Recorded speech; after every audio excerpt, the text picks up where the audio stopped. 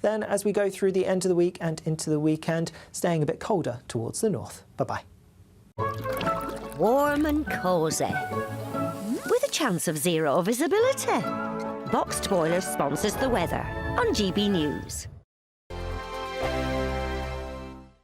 There's just 3 weeks left to grab your chance to win our biggest cash prize to date. An incredible £85,000 in tax-free cash could be yours. Cash to make 2026 the year of yes. That's yes to holidays, yes to treats, yes to making all of those dreams come true this year. Just make sure you don't miss out. For another chance to win £85,000 cash, text cash to 63225. One entry costs £2.50 plus one standard network rate message. Or text bonus to 63225. 5 entries cost £5 plus one standard network rate message. Go to gbnews.com/win. Entries start at £2.50. Call 0903 686 3232. Calls cost £2.50 plus your network access charge. Or post your name and number to GB18 PO Box 8690 Derby DE1 9TT. UK only. Entrance must be 18 or over. Lines close at 4 p.m. on the 30th of January. Please check the closing time if listening or watching on demand. Good luck.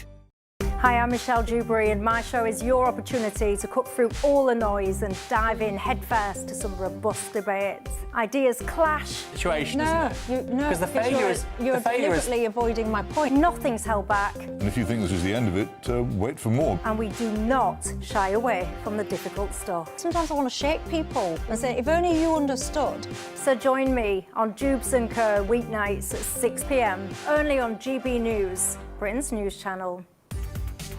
From the school run to the home run, watch a new show for all of Britain. So he can say whatever he wants. A straight talking show where all voices are heard. And, you know, when are we going to stop talking about smashing the gangs and actually do it? With the stories that matter from every part of our country. There's a bit of a crash landing there for your Chancellor. Bold, fearless and standing up for you. That's me, Martin Daubney, 3 p.m. till 6 p.m, weekdays, here only on GB News. The People's Channel, Britain's news channel. Westminster's full of talk, but out here, it's the real world. Am I allowed to talk then? No, that's it. This is where it matters, real people and real lives.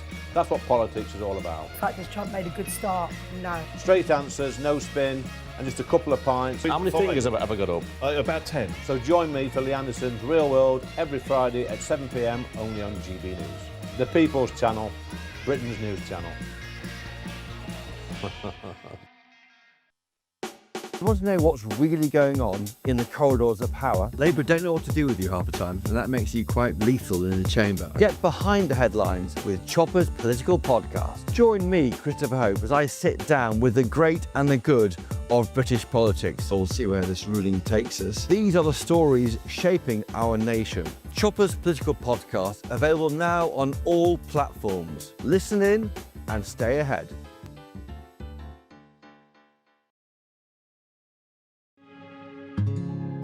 We love Great Britain. We love its history, its culture and its tradition, and that's why we're so proud to be part of GB News. You look genuinely emotional. Oh, come here. GB News does pay attention to those who are ignored by the mainstream media. The majority of this country whose forefathers fought and died to maintain liberty, to fight for freedom of speech. The rule of law, the rights of property and democracy. This is the heritage that our country should be so proud of. Which of course includes our Christian heritage. There's been a huge resurgence in the number of people going to church. Perhaps they're not finding what they're looking for, and they're looking for something a bit deeper, a bit more truthful, a bit more akin to Britain's Christian heritage. That's right, get ready, because the most exciting night in general election history starts now!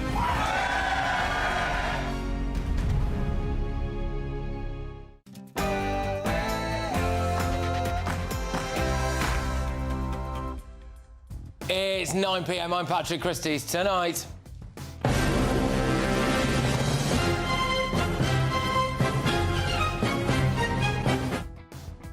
is Comrade Keir working for Beijing or Britain? Scrap the Chinese mega embassy now. And let's do it for Palestine, Ramallah, West Bank, Gaza. It's about time we globalise the Intifada. radical left-wing bias in the education system exposed. And big breaking news tonight. I'm announcing this government will make a new free-of-charge digital ID mandatory. It's another U-turn from Sir Keir Starmer. Digital ID will no longer be mandatory when it comes into force in 2029. Plus,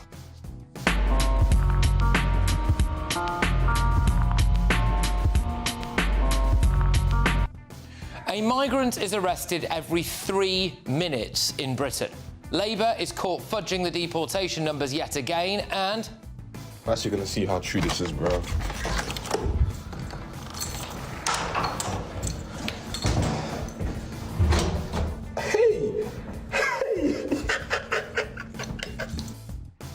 yeah, Tunbridge Wells has gone a bit third world. Huge water shortages leave people unable to flush the loo. Also, I got £13,000 from the government to help me with my ADHD. give it back then. Why are so many children being diagnosed with ADHD and making taxpayers pay for them? On my panel tonight, we have got GB News contributors Will Kingston and Connie Shaw and the journalist Jonathan Liss. And what is wrong with this elephant? Can you see it there? It's just just right in the middle of your screens, just the kind of middle and left there. There's something badly wrong with that elephant, and I want you to tell me what you think it is. So, with that in mind, get ready, Britain. Here we go.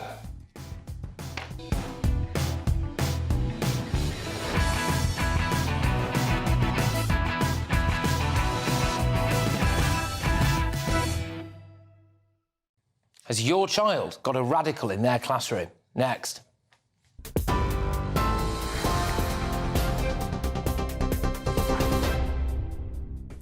Good evening to you. 2 minutes past 9, our headlines in the GB newsroom. Donald Trump has told Iranians help is on the way and has urged them to continue demonstrations despite a deadly crackdown. The US president says regime officials will pay a big price, and he's condemned what he's referred to as senseless killings of anti-government protesters.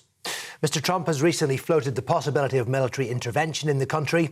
His national security advisers are scheduled to meet later.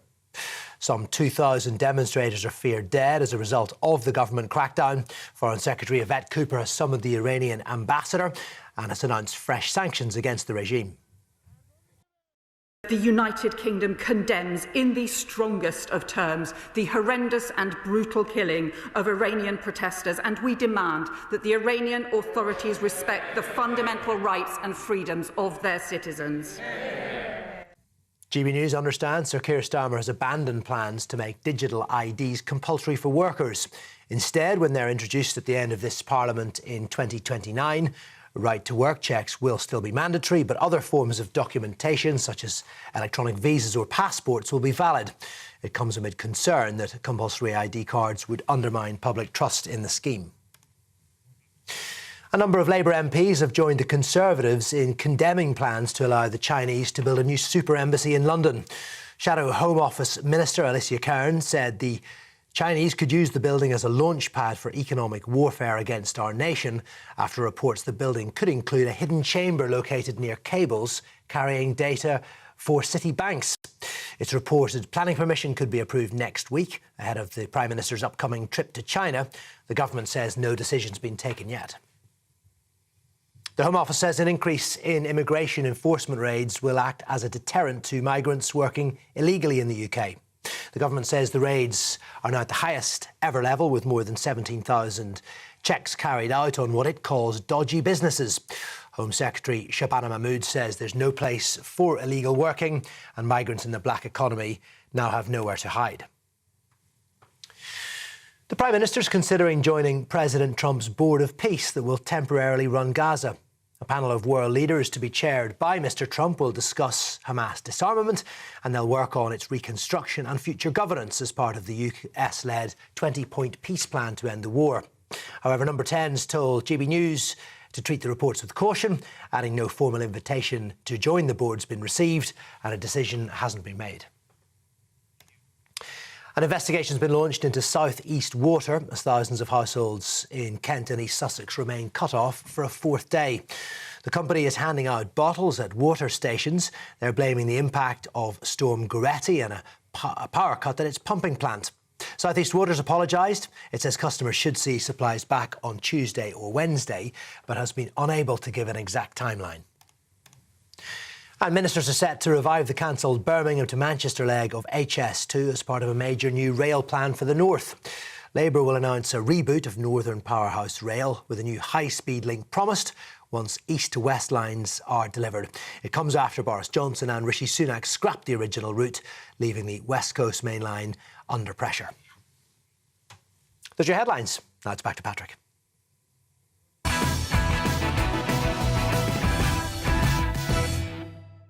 Good evening. The kids are not OK. There is a huge problem with radical left-wing teachers in Britain.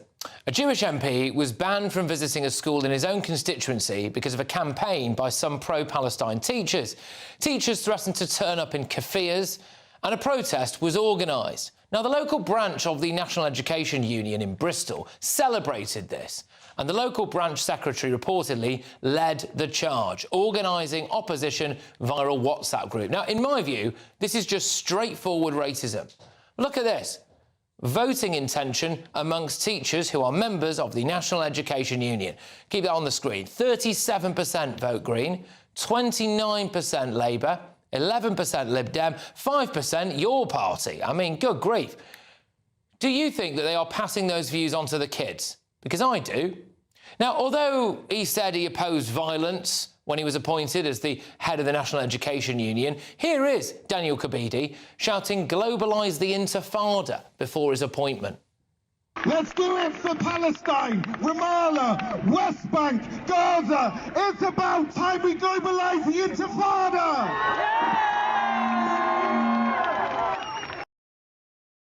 The head of the National Education Union. Well, the NEU wants to decolonise the curriculum, add mandatory black history lessons, and last week it was revealed that school children were told to play a computer game that told them that they were racist and could be referred to Prevent if they thought that immigrants were treated better than military veterans, which of course in many cases they literally are.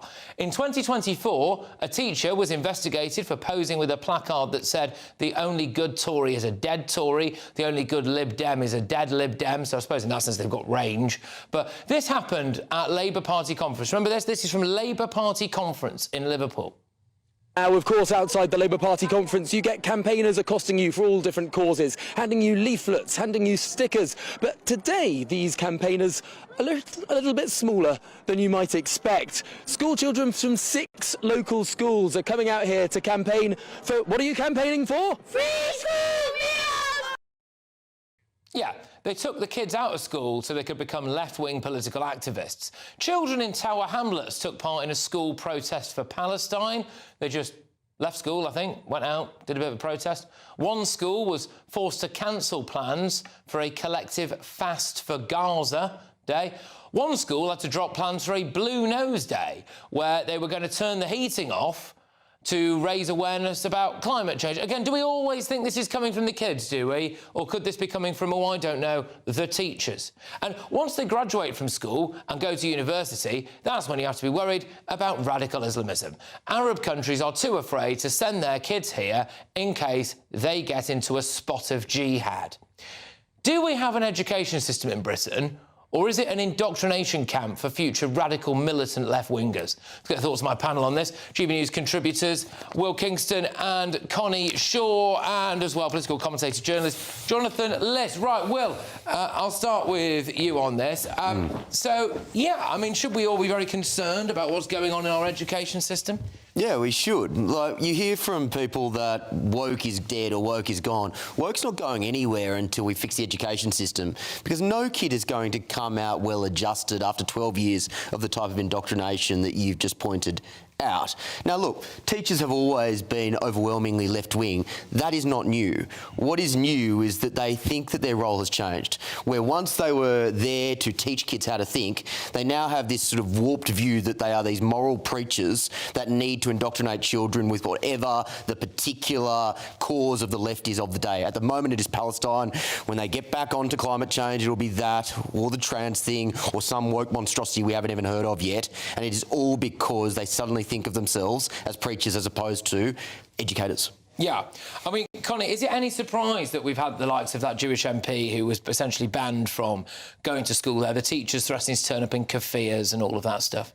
No, not at all. This is just a normal occurrence in Britain today. And there will be people who say, oh, it wasn't because he was Jewish, it wasn't racism, it was because of his pro-Israel views. But there are very close ties between the NEC and the Palestinian Solidarity Campaign. I think people forget that the Palestinian Solidarity Campaign told the Met Police on October 7th, when Hamas was still massacring Israelis, that they wanted to have a rally the very next week. So there is absolutely no denial that this is anti-Semitic. And it's not the first time that the NEC has capitulated to Islamists. The Batley Grammar School teacher, the NEC, donated £3,000 to a charity that said that Batley Grammar School teacher had insulted Islam, and they named him as well, putting his life in so much danger. He's obviously still in hiding. We all know that. There's absolutely no denial that this is an anti-Semitic campaign against this MP, and I have no doubt that one of the reasons why we've only just heard about it, because I was looking through their Facebook, because it was reported that they'd celebrated it on Facebook. The Facebook post was from September last year. You know, one of the reasons why this probably hasn't been reported is because of the threat that this MP... I mean, have we not learned anything from David Amos? Like, parliamentarians could not even name, they would do anything to name what it was that killed David Amos. And it's bad enough that we already have Islamism running rife for our institutions, but now we have the useful idiots once again helping them out. Yeah, well, so what do you make when you see some of those stats there? I don't know if I might be able to bring it back up again, but it's the voting persuasion of teachers that are members of the NEU, the National Education Union, and it was something like 37% Green, I think, wasn't it? There we go. 37% Green. I mean, some of those Green Party policies at the moment, I mean, essentially divest everything to do with Israel, legalise all drugs, abolish landlords, all of that. I mean, they are really radical, OK, in that sense, from a left-wing sense. And 37% of teachers would vote for them. And are we not supposed to believe that they are going to pass that on to the kids in some way? Well, there's a lot to unpack there, Patrick. First of all, I don't think that teachers are necessarily going to indoctrinate children with whatever belief they have, in the same way that I have plenty of right-wing teachers, and guess what? I didn't turn out to be a Tory. And also you can... You went to a very nice school, though, didn't you? I'm not knocking that. I'm not knocking that at all. I went to a nice school. I'm just saying it's a little bit different, probably, than going to a local comprehensive. I think it's quite insulting to teachers to suggest that they can't keep their own views separate from what they teach in the classroom. We have a national curriculum, they're expected to follow it. And also you can support the views of a party without supporting all the views. And that drug policy you talked about, for example, is quite simplistic. The idea of that is to take people who use drugs out of the criminal justice system, because that hasn't worked. The war on drugs has not worked. Now, on the other point that we were talking about, I think it is really, really dangerous to conflate Judaism with Israel in general. I see, and I speak as a Jewish person, the only Jewish person on the panel, there is no evidence, from what I can gather, that this MP, Damien Egan, was targeted because he was Jewish. I completely disagree with the fact that he was blocked from going to that school, by the way. Completely outrageous. But that was because he was the vice chair of Labour Friends of Israel. And in that position, obviously, he has a certain set of views about Israel. And it's completely legitimate to oppose those views. Again, I reiterate, it was wrong to block him from coming to that school. The school says that they did that for his own safety, I think. But it was completely wrong. But it's not, and if you're going to accuse people of being racist, there has to be a much stronger foundation than that. We agree on the second point that it was completely wrong, but I want to get back to your first point there. Number one, you said that, well, it is insulting to teaching as a profession that they can't leave their views at the door. No, to say they can't. Yeah, but unfortunately, you know, we provided several examples from where they obviously have been unable to leave their views at the door, and these examples are coming thick and fast day after day after day. But you made a very good point that they do have a curriculum to follow, and one of the big problems is over the last 20, 30 years, curriculums, not just in the UK, I might add, but across the Western world, have been changed to promote a black armband view of this country's history. You know, to say that colonialism is the great evil, to basically force kids to be ashamed of their history. And so this isn't just about teachers. It goes bigger than that to say that you need to fundamentally change the way that curriculums are structured in this country, particularly history curriculums, or else kids will continue to have this sort of belief. Well, you're saying that... Sorry, I don't understand this point whenever it's made. You should be able to teach children about what happened in the past. A lot of that was bad. I don't understand why people like you think that telling children that everything we did was absolutely brilliant, we have nothing to be ashamed of as a country, is the right way forward. Patriotism is not about lying about your country. It's about taking a full, holistic view of the things that went well and the things that went badly. No one is saying that we shouldn't talk about the bad stuff as well as the good stuff. What I'm saying is the balance is quite clearly out of kilter at the moment, and it is pushed by particular teachers that are all too happy to say that the history was entirely bad. I think, Connie, on one of the examples there was a guy called Daniel Kabidi, who is the head of the NEU, right? And he made those comments in that clip that we played before he was the head of the NEU. And also before October 7th. That he made those comments in 2021. So this, you know, accusing Israel of genocide has been going on for so long, way before October 7th, when, I mean, Gaza's population has boomed over the last 20 years, but apparently Israel are the worst committers of genocide. I think also anti-Semitism is a shape-shifting ideology. I appreciate I'm not a Jewish person, but I can see how, you know, originally Jews were hated because they were poor, then they were hated because they were rich, they were hated because they didn't have a state, and then when they did, they were hated, and when they didn't defend themselves, they were hated, and now they do defend themselves and they're still hated. You know, they used to be hated for their religion, then that wasn't acceptable, they were hated for their race, and now they're hated for having a country, and that's why it's anti-Zionism, and people say anti-Zionism instead of saying anti-Jewish. That's why So you're saying the Jews have to be Zionists? Is that what you're saying? No, I'm saying that people, I think many people... They're different then, aren't they? They are different. Yeah. I OK, agree. fine. So anti-Semitism is not the same as anti-Zionism. It is a convenient euphemism for far too many anti-Semites. You just accepted that they are different things. So why can't you be anti-Zionism? But I'm myself not a Zionist. I am Jewish, and I absolutely... No one can tell me that I'm not Jewish. There are many people who say anti-Zionist. When it comes down to it, Islamists will not care whether you're a Zionist or not. Yeah, just to get back on specifically to the issue of the education system in this country, are you telling me that you don't think there are any cases at all where teachers are basically indoctrinating children with their radical left? That would be a ludicrous thing for me to assert. Of course, there might be isolated cases where teachers are not doing their job properly. The head of the National Education Union to attend Marxist conferences and to have previously shouted things like globalised intifada? I don't look. I think that globalised intifada itself is a very poor slogan. Absolutely. And do you think that it was appropriate for the local NEU in Bristol to have celebrated claims of victory, to have actually been instrumental in organising the local MP from not being able to go to that school? I don't know how many more times I can say that it was wrong to exclude that MP from the school. So this appears to be a cancer that we need to root out, doesn't it?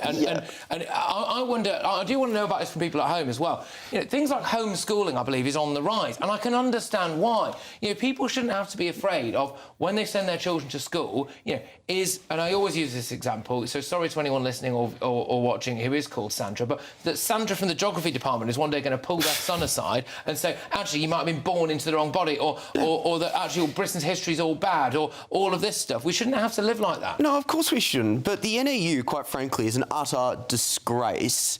The fact of the matter is, if they're putting out these positions, they normalise those positions for teachers to then take into the classroom. They said last year that, and I think they passed this as a formal motion at their convention, that Reform is a radical right-wing fascist party. They are giving licence to teachers to take these positions and then bring them into the classroom. And on that, in terms of the actual, I would argue, literal indoctrination, is that story that broke at the end of last week, Connie, which is about this computer game that children are playing, or told to play, and in that, there are several different scenarios. One of them is if you think that military veterans are treated worse than new immigrants, your character gets reported to prevent. So you're telling kids to do that in this school. I'm sorry, what is that not just indoctrination? Yes, I absolutely agree with you, Patrick. It couldn't be more obviously indoctrination. I think, as the youngest person on the panel, there's a bit of a misunderstanding about, you know, I think clearly there is an adult-led campaign here. What some people may not understand if you haven't been to school, you know, I left school 4 years ago now. Rub it in. It's not just my experience. I think it's quite similar across many schools in the country where the decisions made by teachers are led by the pupils. I was very woke at school, I was part of those campaigns, and the teachers, oh my God, would sit there and listen. And a lot of the time I think that things that happened were good, but the way that they were so willing to basically take our lead. I mean, there was a story today in the, I think the Telegraph of Hinchingbrook High School in Huntingdon. The students have voted to rename a building that was named after a historical figure because it's now come to light that he was abusive to women, regardless of everything else that he may have done. Literally, I can't remember what he did. But there is political agendas are led by students, and the teachers just go along with it, often because they feel like, oh, this is the new thing. And it's not, you know, when we say teachers have always been left-wing... Well, young people have always been left-wing as well. Yes, teachers have always been left-wing. What's different now is that the left is not just about economics and having big state and the welfare system. It's about actual ideologies that, because of the way that the secularisation has happened in the West, we have such a huge void that all of these ridiculous progressive ideas have filled it. Young people have always been activists, always. All right, a lively start, brilliant start from the panel. Thank you very, very much. A spokesperson for Bristol Brunel Academy, which is that school that we mentioned earlier on about the banning of the Jewish MP, said, on the evening before Mr Egan's scheduled visit, we were made aware of plans for a public protest outside the school. We opted to postpone Mr Egan's visit to ensure everyone would continue to feel safe when entering and exiting school and to prevent any disruption to our students' learning. We've remained in contact with Mr Egan. An alternative date for his visit was arranged some time ago. We've also been in contact with the police and followed their advice. GBNews did approach the National Education Union for comment, but they did not respond. They would deny, presumably, that they have capitulated to the Islamists.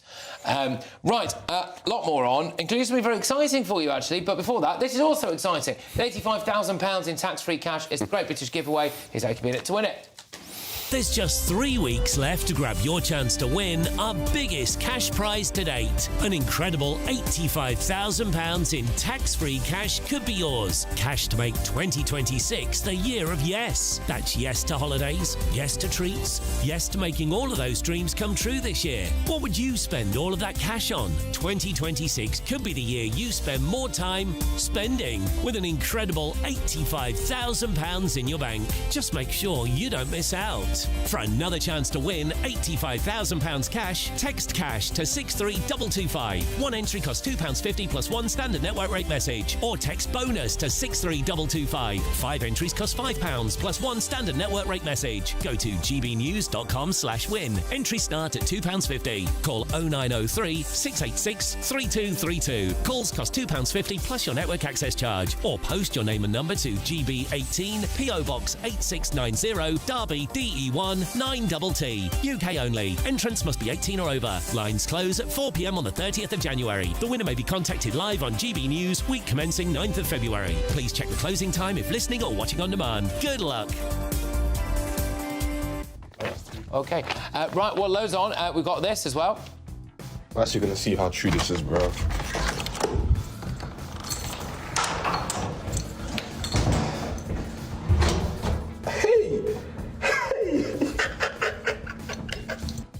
30,000 people are without running water in Sussex in Kent.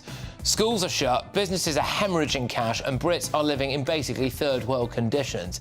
Is it time to hold the fat cat water bosses criminally responsible? But before that, the NHS is overspending by hundreds of millions of pounds on ADHD services. So are we overdiagnosing kids with mental health conditions? And if we are, where's that coming from? That's next.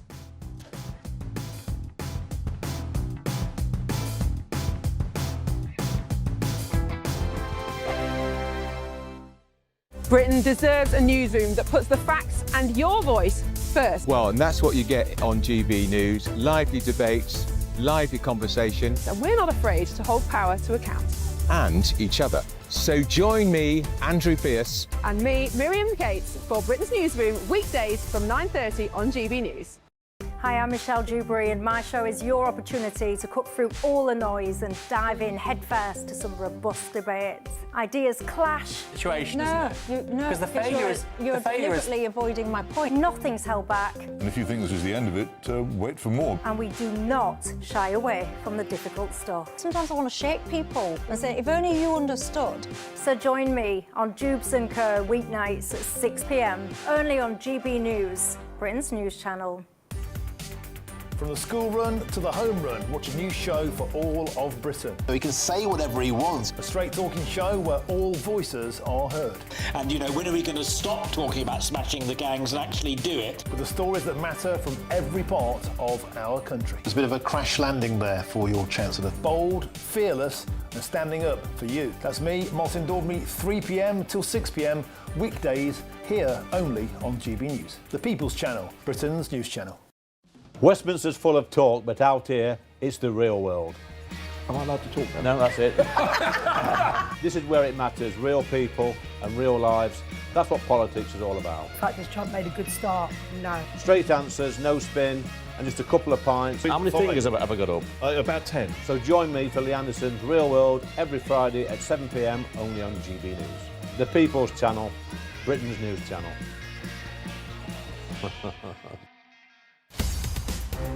In the GB newsroom, we bring you the news as it happens. With our team of dedicated journalists across the UK, we're ready to keep you up to date with what's happening every half an hour, every single day. Bulletins here on GB News. The People's Channel, Britain's news channel. You want to know what's really going on in the corridors of power? Labour don't know what to do with you half the time, and that makes you quite lethal in the chamber. Get behind the headlines with Chopper's political podcast. Join me, Christopher Hope, as I sit down with the great and the good of British politics. We'll see where this ruling takes us. These are the stories shaping our nation. Chopper's political podcast, available now on all platforms. Listen in and stay ahead. Join me, Nana Akweer, for an informative, interactive news programme with a difference. It's fun. No, he didn't say that, Dave. I'm so surprised. I think there's an element of truth to that. Join me from 3 p.m. every weekend, only on GB News, Britain's news channel.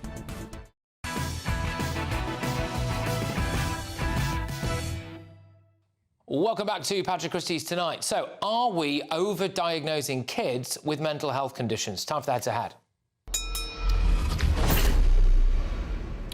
The reason I ask this is that today news broke that demand for ADHD services in the UK has reached record levels, with a struggling NHS overspending by a huge £164 million a year in that area alone. Analysis by The Guardian found that total spending on ADHD is expected to be more than double the existing budget. In fact, supposedly going to be £314 million by April this year. In December, Health Secretary Wes Streeting ordered a review into what he had previously called the unsustainable mental health diagnosis system. Around a third of those aged 18 to 24 say they're experiencing symptoms of mental illness at the start of this decade, up from a quarter at the turn of the millennium. That's according to the Resolution Foundation. So tonight I'm asking, what's going on, frankly? Why are we spending so much on ADHD? Now, friends of GB News can vote on this very question in my You Decide poll. Scan that QR code if it appears at all on your screen, and I will bring you the results very, very soon. There it is. Good stuff. Could do with that having ADHD. It would have popped up sooner. But anyway, going head-to-head on this now are the psychologist Emma Kenny and the mental health specialist Sally Baker. Thank you very much. Great to see you both. Emma, I will start with you. Are we over-diagnosing kids with ADHD? What's going on? I think we're over-diagnosing everybody with ADHD with respect, and I think that's clear just statistically from the figures. But also, when you're talking about a soon-to-be billion-pound business in the UK, what is the reason not to do this? The reality is that children are now seeing this as a way to connect. Adults are now desperately seeking some explanation for their unhappiness and often going and seeing professionals who've got very little experience and doing very simple tests and paying for private treatment and then getting that diagnosis. And it opens a world to a lot of people being diagnosed. And that world is problematic in nature because it means you're going to have a lifetime feeling that there is something wrong with you when actually, just like the rest of us, you have struggles that can be accommodated and dealt with in far better ways than giving people, shall we say, pharmaceutical grade drugs with a whole heap of side effects. It's horrific what's happening in the UK with the overdiagnosing of so many mental health issues. Look, Sally, I'm not knocking anyone who has got genuine mental health concerns or genuinely does have ADHD. I mean, obviously none of us are. But what I will say is that well, I don't know how you feel about this. I'm of the view that it's pretty obvious that people are taking the mick, right? And also we're having to pay for it. So why should taxpayers pay? Because, you know, the parents of little Timmy want him diagnosed with ADHD to excuse the fact that they can't control him.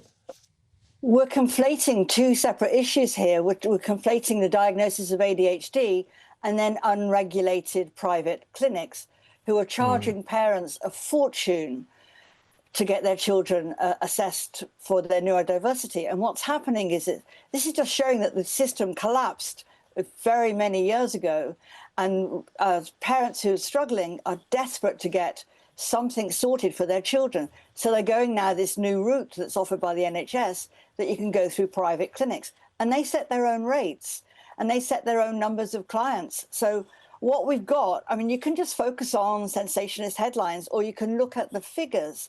The scientific evidence is that we're not over-diagnosing ADHD. If we were over-diagnosing, then the rates would exceed what we would expect for our population. And what we expect for our population isn't just a number picked from the air. It's epidemiology that decides, it's a science that decides the prevalence of very many conditions, all conditions and excesses in our population.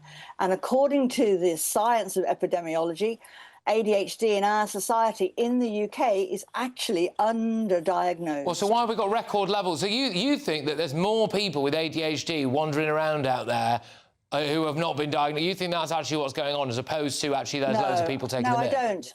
I think that people are looking towards ADHD as some kind of golden bullet, some kind of, I don't know, get out of jail card to explain the complexities of life, explain the insecurities of, you know, zero-hour contracts, high rents, post-COVID normal life stuff, anxiety, things that you worry about generally. Yeah, okay. Yeah. But then, well, with that in mind, Emma, what do we do? What do we do about this? Because the thing that this always comes back to for me is the cost, right? £314 million this is expected to cost us, the taxpayer, by April alone. When I'm of the view that this is BS, a lot of it.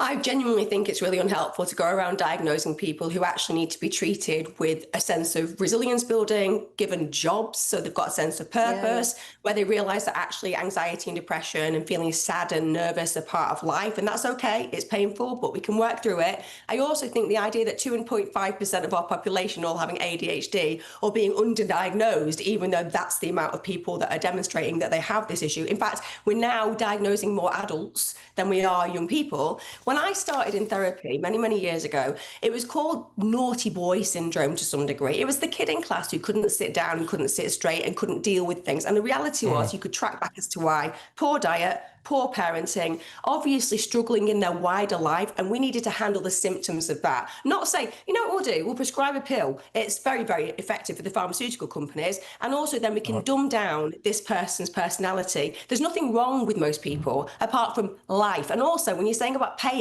well, if we have a welfare system that says that if you are given this diagnosis, you might not have to seek work again at a time where people feel so helpless. And just to say, it exploded during COVID. Because people were on TikTok. They developed TikTokondria, they diagnosed themselves. Here we are. All right, but both of you, thank you very much. Thank you very much. Sorry, we're going to have to just whiz ourselves on, but I really do appreciate both of you coming on. We'll talk again soon. It's, of course, Emma Kenny there, psychologist, and Sally Baker, a therapist. Who do you agree with? The results are in. 96% of you said yes, we are overdiagnosing kids with conditions like ADHD. 4% of you said no. Right, well, of course, to have your say on this, you can become a friend of GB News. And for a limited time, friends could win one of, are you ready for this, 50,000 GB News bumper stickers. Just like this one. Take a look. Becoming a friend of GB News is free. It lets you have your say and be part of our shows every day on TV and radio. Plus, if you sign up by January 31st, you could win one of 50,000 limited edition GB News bumper stickers. To become a friend and for your chance to win, go to gbnews.com/bumper sticker now or scan the QR code on screen. 18+ UK only. Full T&Cs at gbnews.com/terms of use. Well, this actually probably is the big breaking news of the day. I'm announcing this government will make a new free-of-charge digital ID mandatory. Yeah, the breaking stuff. The Prime Minister has performed yet another screeching U-turn. First it was pensions, then it was farmers, then it was pubs. There's been 13 by my count. Anyway, yes, he's U-turned on digital ID. Before that, though, 30,000 people are currently without running water in Kent. Schools are shut, businesses are hemorrhaging cash, Brits are living in third world conditions. I'm waiting for Lenny Henry to turn up and dig a well. Is it time to hold these fat cat water bosses criminally responsible? That's next.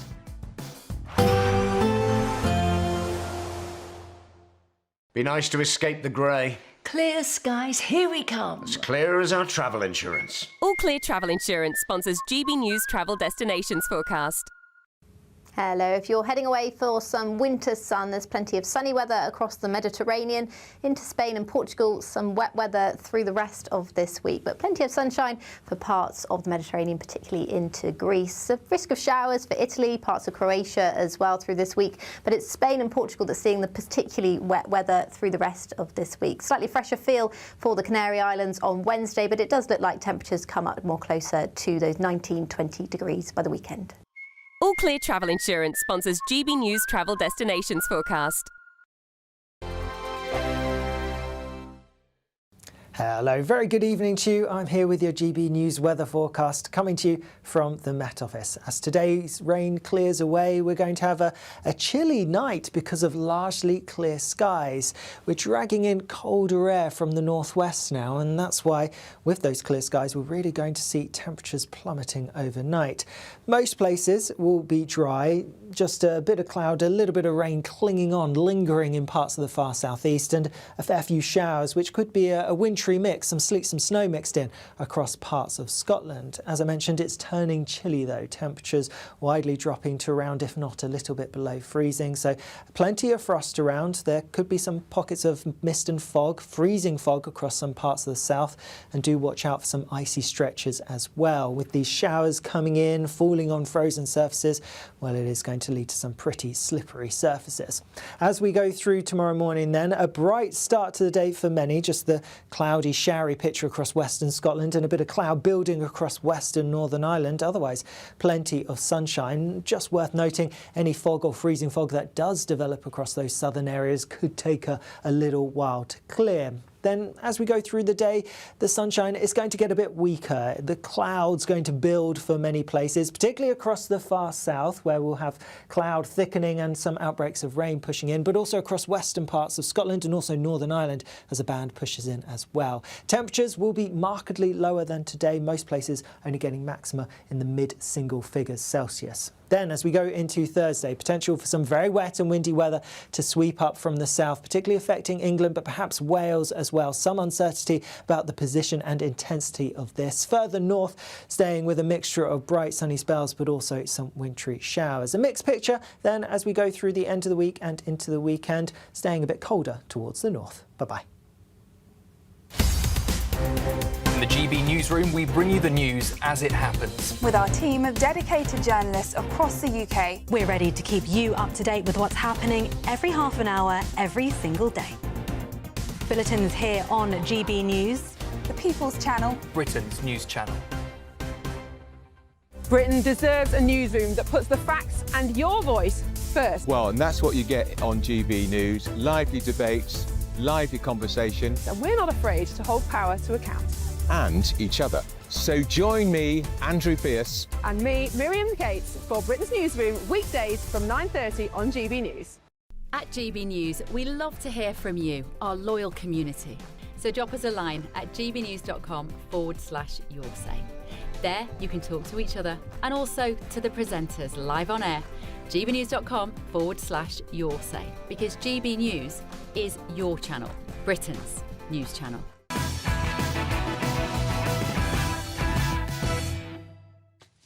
Welcome back. And nearly 30,000 homes and businesses have no running water or intermittent supply for the fourth day running. Now, I'm not talking about some kind of comic relief style plea here. I'm talking about Kent, and Sussex. Angry residents are likening the situation to a third world country. Schools are closed, hospital appointments have been moved online, bottled water has now run out at emergency supply points. The utility company South East Water has blamed the recent storm Goretti and a power cut at a pumping plant for the outage, which doesn't really stack up because it's been going on for absolutely ages. There have been calls for South East Water CEO David Hinton to resign. He earns a cool £400,000 a year and, of course, naturally received a 150k bonus. Nice work if you can get it, isn't it? Well, I'm now joined by the head teacher of Kingswood Primary School in Kent, Lindsay Sanchez-Daviau. Thank you very much, Lindsay. Great to have you on the show. Could you please just tell my viewers and listeners this kind of horrific tale of woe that's been going on at your school? You've been impacted by this water shortage. Yeah, absolutely. Thank you for having me on, by the way. We are 4 very small local schools, local authority schools around Leeds Castle in Maidstone. We work really collegiately together because we are so small. We heard of it on Sunday evening. Obviously, we had no notification. It really was word of mouth, asking our parents and carers and our staff who live in and around the villages what the situation was. So obviously we have to make a decision, my exec head, us 4 heads of school, to make sure that we're making, the last thing we want to do is close schools, but we also have to make a decision because we have working parents and carers who need to know what they're doing the next day for childcare. It's not just about, you know, curriculum. There's lots of many factors that are involved when making these decisions. So you had to close the school. Am I right in saying you closed on Monday and then went back in to school on Wednesday? So you closed on Monday, reopened on Tuesday, is that right? But are now going to have to... Did you close again today, is that right? Because of... Or are you going to close tomorrow because of no running water, is that right? No, so we closed yesterday, Monday, and Oldcombe as well. Oldcombe C of E Primary School, they stayed closed today because they still didn't have running water. I went over yesterday to check and we started having some water. So obviously we really want the children in school. It's about, you know, supporting them, supporting their parents, supporting the carers as well. So we opened today. We didn't have any drinking water. The water was very yellow and had black particles running in it. So some of our parents were amazing and gave us some bottles of water. We went out and obviously added to our wraparound care Tesco. I know other stores are available, but our Tesco order, so that we were using our budget to make sure that we had water as well, so the children could drink, the staff could have cups of tea, and then by 1 o'clock today we were out of water again, the drinking water. So you know, we were told that was, well, we've only been told this evening actually that that's due to a burst water main, but we need to make a decision. So yeah, at 3:30 we decided that Oldcombe and Kingswood will be closed tomorrow, and we have put a strategy plan in so that those parents, those key worker parents or single working parent families can access one of our other schools, and we've got online schooling for the rest. OK, so I think I need to go back to school because I forgot what day of the week it was then when I was asking that question, Lindsay. It's a problem with working the late nights. It all rolls into one blur. But tomorrow is Wednesday, I'm reliably informed. And just remind me, will you be open tomorrow then?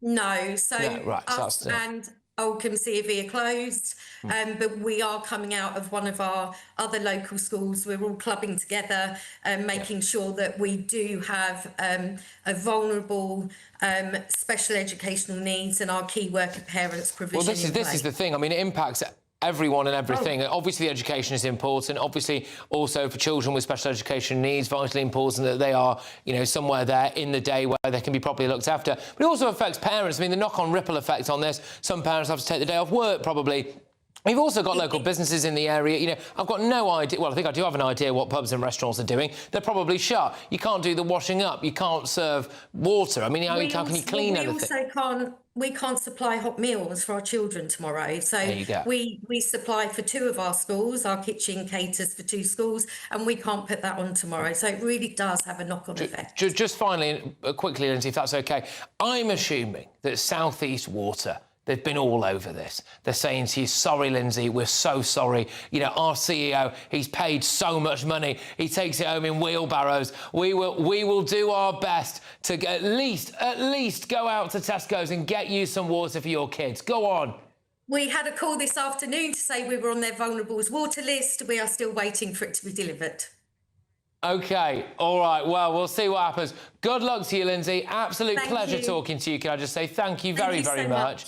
You take care. I think we have a late entry to the Patrick Christys Tonight show, do we? It's the MP for the area, Mims Davies. Tremendous to see you. Thank you very much. Sorry, we are going to have to be relatively quick about this, I'm afraid. I imagine you're fuming, are you? Oh, well, I'm delighted to be a late entry, to be absolutely fuming on behalf of my constituents.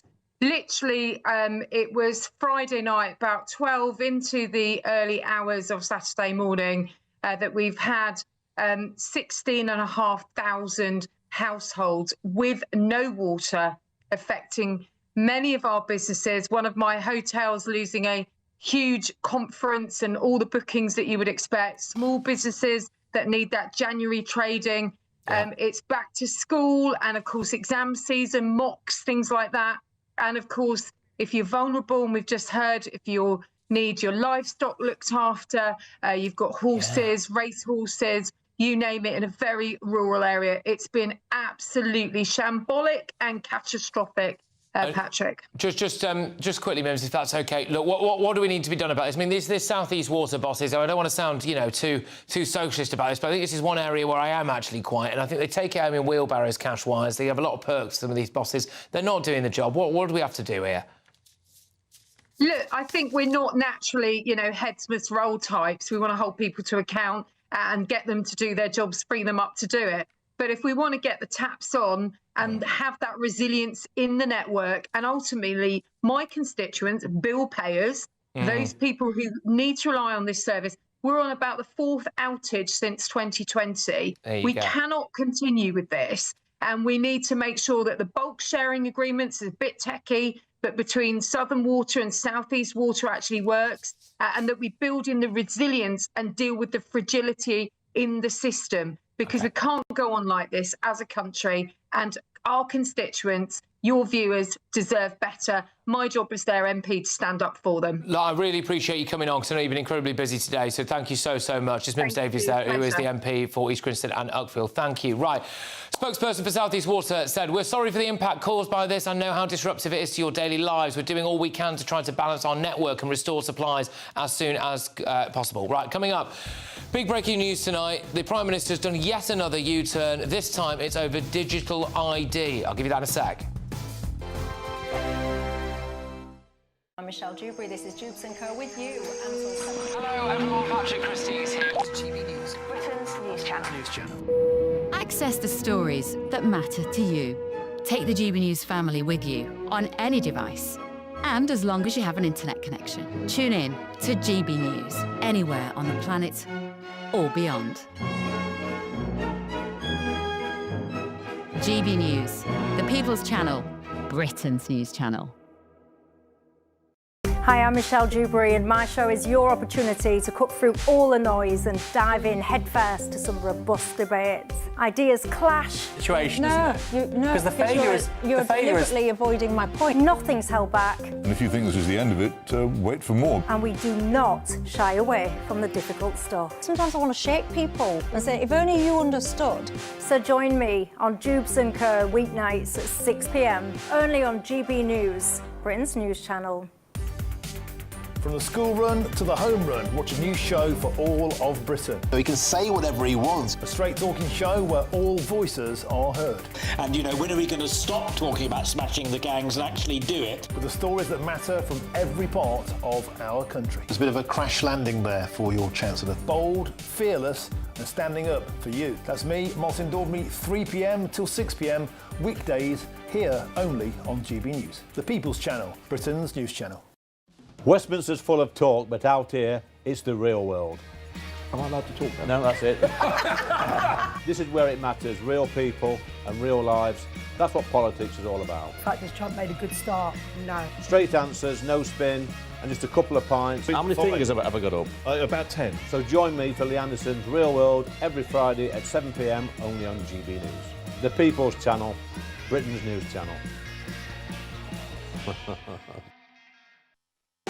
You want to know what's really going on in the corridors of power? Labour don't know what to do with you half the time, and that makes you quite lethal in the chamber. Get behind the headlines with Chopper's political podcast. Join me, Christopher Hope, as I sit down with the great and the good of British politics. We'll see where this ruling takes us. These are the stories shaping our nation. Chopper's political podcast, available now on all platforms. Listen in and stay ahead.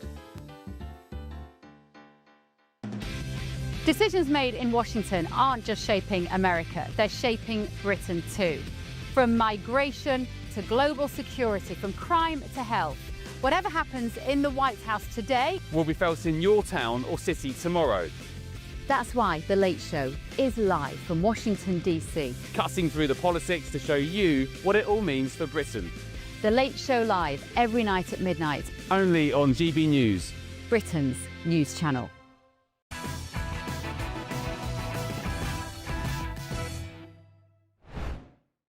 Well, this is the big breaking news of the day. It's another U-turn, isn't it? I think it's the 13th now. Tonight, a source confirmed to The Times that when digital ID cards are introduced in 2029, they will be optional, not mandatory, with workers given the choice of whether to use other documents to verify their identity. Joining us now is the Liberal Democrat MP for North Cornwall. It's Ben Maguire. Ben, thank you very much for coming on tonight. So this is, I mean, another pretty catastrophic U-turn, isn't it? But one you're in favour of, I think. Yeah, greatly welcome this announcement that seems to be dripping out of Downing Street tonight. Yet another U-turn. Where's Brenda from Bristol when you need her? I think the Prime Minister at this stage must have whiplash. He's made that many U-turns. I must say, though, on a serious note, I had quite literally thousands of my constituents. I think North Cornwall was one of the constituencies that actually had the most in response to a recent petition on this, who saw straight through the government's plans. It was going to cost something like £2 billion at a time when we know the cost of living is extremely difficult for people. We know the NHS needs serious investment. And yet the government, for some reason only known to itself, was focused almost dogmatically on this plan for digital ID, which almost everyone I spoke to didn't want. They didn't think we needed. And I'm absolutely delighted now to sit here and see that this plan just Ben, just quickly, what give us a little quick bullet point list of the reasons why you were opposed to digital ID, please. So obviously it was hugely expensive, and I've already outlined other priorities that the government should be focused on, whether it's investment in the NHS, whether it's investment in our rural areas, places like Cornwall that need investment in our transport infrastructure. But there's also a more wider point about civil liberties, obviously taking people's personal data. And we've seen, government hacks before. We saw it with the Legal Aid Agency. They had an enormous hack. This would have essentially been a honeypot for hackers to get people's personal information. And myself and most of my constituents certainly didn't trust the government to store that data securely and protect it from hackers and other bad actors that could have accessed it.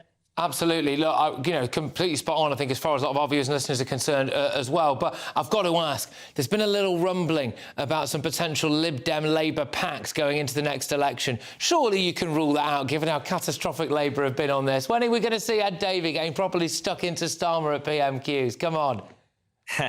Yeah, I won't get drawn on that. Obviously, as Liberal Democrats, we tried to focus on the issues that people really care about. One point I did make the other day was I think as a country, we have got a little bit distracted by some of this political back and forth. You know, is Wes Streeting going to challenge the Prime Minister, or is Angela Rayner going to make a comeback? Are you going to do a pact with Labour? Well, most of my constituents don't really care about this Westminster bubble stuff. They want to know that the government's going to sort out their health services, going to finally give them a transport system fit for purpose, and, you know, improve the cost of living, which many of my constituents are really struggling with at the moment. So appreciate the question, but some of this Westminster bubble stuff just isn't on people's agenda at the moment. All right. All right, but look, I appreciate it. I really appreciate you coming on as well. And, you know, I think as well, a lot of people really pleased that you've hit the nail on the head when it comes to digital ID stuff. So a little bit of a victory. So claim it. Good stuff. Ben Maguire there, Liberal Democrat MP for North Cornwall. Thank you. Didn't say no, did he, about the pact? Anyway, the Prime Minister looks set to approve plans for a new Chinese super embassy. It's a huge story, this. It's a ridiculous story. Is Comrade Keir working for Britain or Beijing?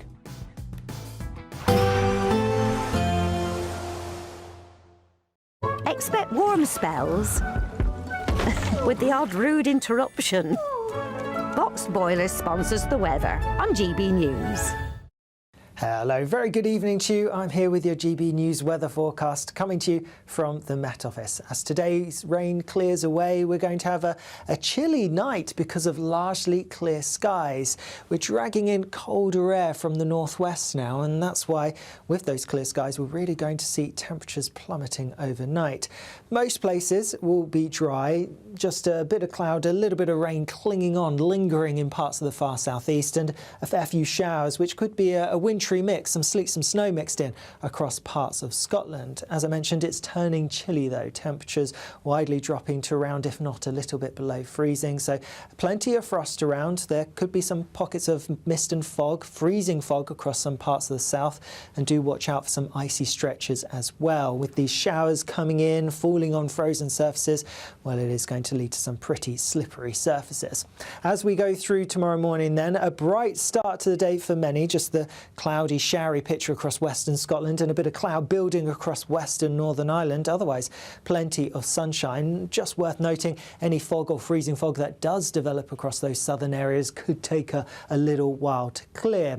Then as we go through the day, the sunshine is going to get a bit weaker. The clouds going to build for many places, particularly across the far south, where we'll have cloud thickening and some outbreaks of rain pushing in, but also across western parts of Scotland and also Northern Ireland as a band pushes in as well. Temperatures will be markedly lower than today, most places only getting maxima in the mid-single figures Celsius. Then, as we go into Thursday, potential for some very wet and windy weather to sweep up from the south, particularly affecting England, but perhaps Wales as well. Some uncertainty about the position and intensity of this. Further north, staying with a mixture of bright sunny spells, but also some wintry showers. A mixed picture then as we go through the end of the week and into the weekend, staying a bit colder towards the north. Bye-bye. Expect warm spells with the odd rude interruption. Boxed Boilers sponsors the weather on GB News. There's just 3 weeks left to grab your chance to win our biggest cash prize to date. An incredible £85,000 in tax-free cash could be yours. Cash to make 2026 the year of yes. That's yes to holidays, yes to treats, yes to making all of those dreams come true this year. Just make sure you don't miss out. For another chance to win £85,000 cash, text cash to 63225. One entry costs £2.50 plus one standard network rate message, or text bonus to 63225. 5 entries cost £5 plus one standard network rate message. Go to gbnews.com/win. Entries start at £2.50. Call 0903 686 3232. Calls cost £2.50 plus your network access charge. Or post your name and number to GB18 PO Box 8690 Derby DE1 9TT. UK only. Entrance must be 18 or over. Lines close at 4 p.m. on the 30th of January. Please check the closing time if listening or watching on demand. Good luck. Hi, I'm Michelle Dewberry, and my show is your opportunity to cut through all the noise and dive in headfirst to some robust debates. Ideas clash. Situation, No, isn't it? no, Because the failure is... You're deliberately avoiding my point. Nothing's held back. And if you think this is the end of it, wait for more. And we do not shy away from the difficult stuff. Sometimes I want to shake people and say, if only you understood. So join me on Jubes and Kerr weeknights at 6 p.m, only on GB News, Britain's news channel. Join me, Nana Akwe, for an informative, interactive news programme with a difference. It's fun. No, he didn't say that, Dave. I'm so surprised. I think there's an element of truth to that. Join me from 3 p.m. every weekend, only on GB News, Britain's news channel. From the school run to the home run, watch a new show for all of Britain. So he can say whatever he wants. A straight-talking show where all voices are heard. And, you know, when are we going to stop talking about smashing the gangs and actually do it? With the stories that matter from every part of our country. There's a bit of a crash landing there for your Chancellor. Bold, fearless and standing up for you. That's me, Martin Dordme, 3 p.m. till 6 p.m, weekdays, here only on GB News. The People's Channel, Britain's news channel. Britain deserves a newsroom that puts the facts and your voice first. Well, and that's what you get on GB News. Lively debates, lively conversation. And we're not afraid to hold power to account. And each other. So join me, Andrew Pierce. And me, Miriam Gates, for Britain's Newsroom, weekdays from 9:30 on GB News. At GB News, we love to hear from you, our loyal community. So drop us a line at gbnews.com/yoursay. There you can talk to each other and also to the presenters live on air. gbnews.com/yoursay, because GB News is your channel, Britain's news channel.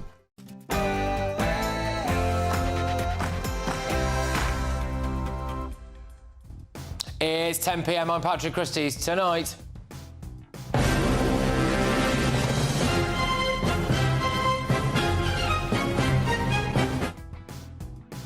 is Comrade Keir working for Beijing or Britain? Scrap those Chinese mega embassy plans now. And the big breaking news this evening.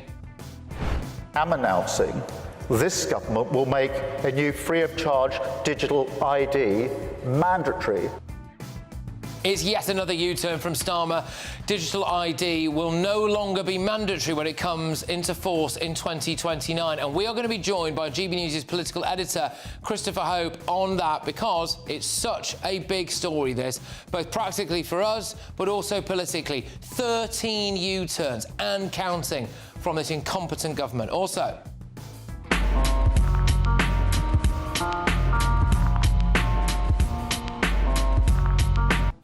a migrant is arrested every 3 minutes in Britain.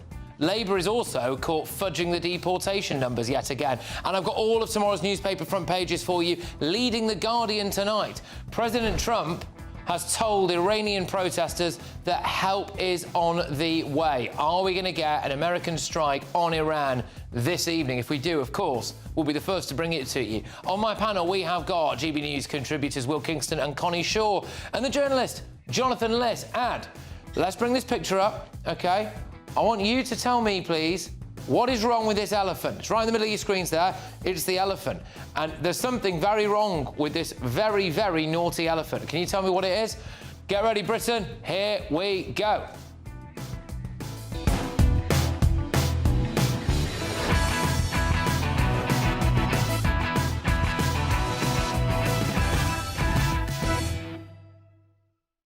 Is Comrade Keir working for Britain or for Beijing? Next.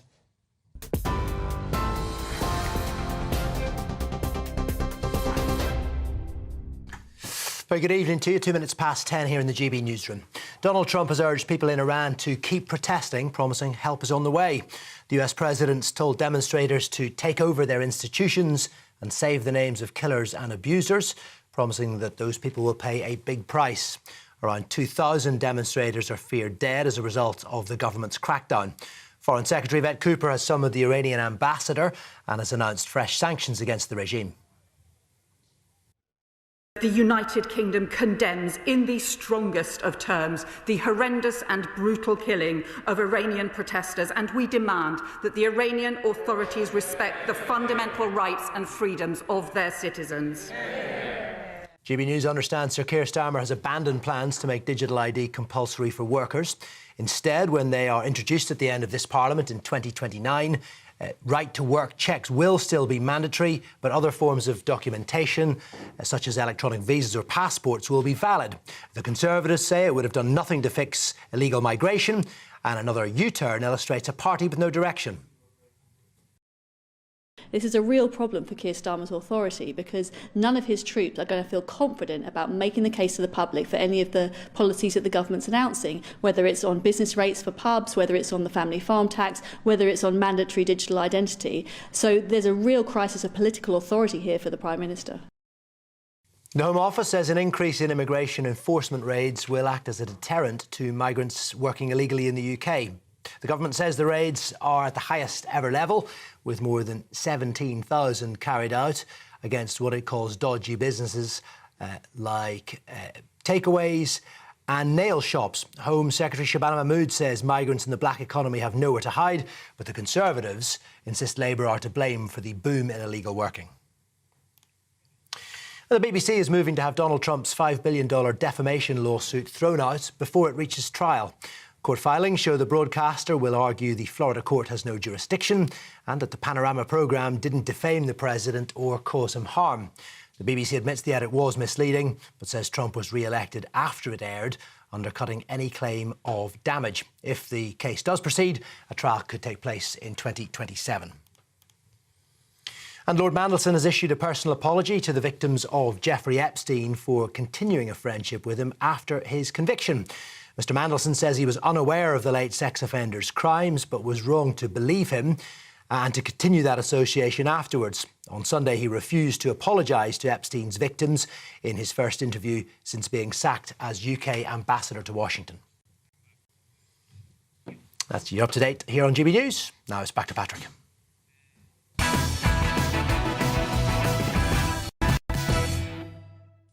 Good evening. Does Comrade Keir work for Beijing or Britain? Today, secret plans for a new Chinese super embassy in London were revealed. These include a 208-room underground bunker complex and a hidden chamber, which will sit alongside fibre optic cables, transmitting data between the City of London and Canary Wharf. The hidden room also contains hot air extraction systems, which could suggest the installation of heat-generating equipment like advanced computers able to be used for espionage. To be clear, this could give China access to all the communications to Britain's financial district, as well of millions of people's personal emails. Could the Chinese also use these underground bunkers to detain and torture people? Once it's built, the Chinese embassy will have diplomatic immunity, meaning nobody is ever allowed to go in and inspect it. And the breaking news on the front page of the Daily Telegraph tonight. The White House is deeply concerned by Labour's plan to approve the embassy. A senior Trump administration official raised fears that China could exploit the UK's critical infrastructure. Clearly, there is no way that this should ever be allowed to go ahead. So why is Sir Keir Starmer set to approve plans ahead of his visit to China next month? Now, although he insisted that it was the Crown Prosecution Service's fault, Starmer is accused of deliberately collapsing the Chinese spy case last year. His government apparently failed to hand over evidence that could have led to a prosecution. Why?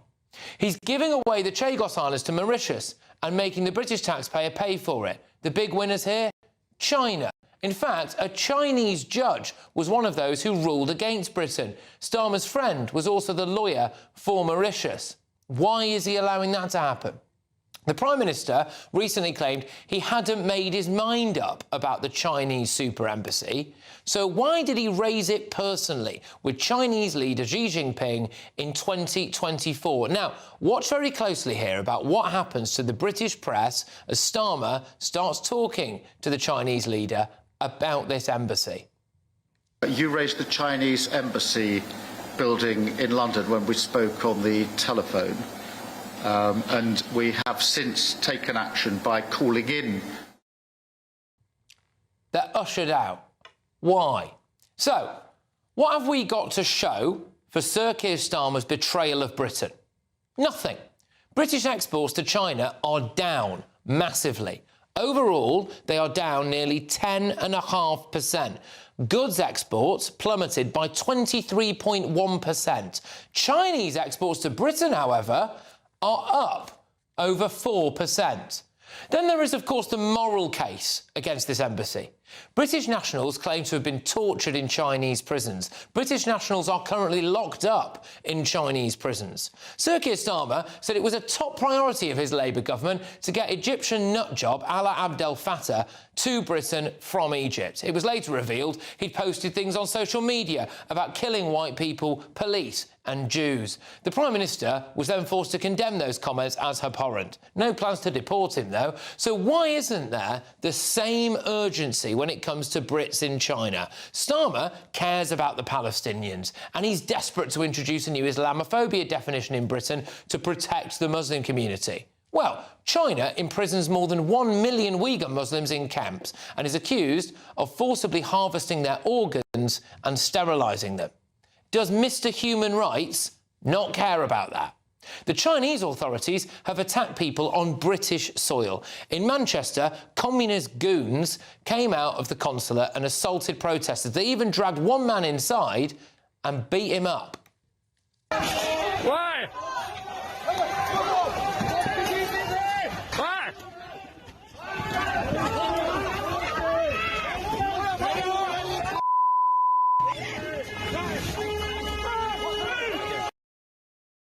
Starmer treats the British public with such contempt, he didn't even send a security minister to Parliament today to answer questions on this. Instead, he sent Housing Minister Matthew Pennycook, who repeatedly said he couldn't give specific answers and was then rebuked by the Speaker, Sir Lindsay Hoyle.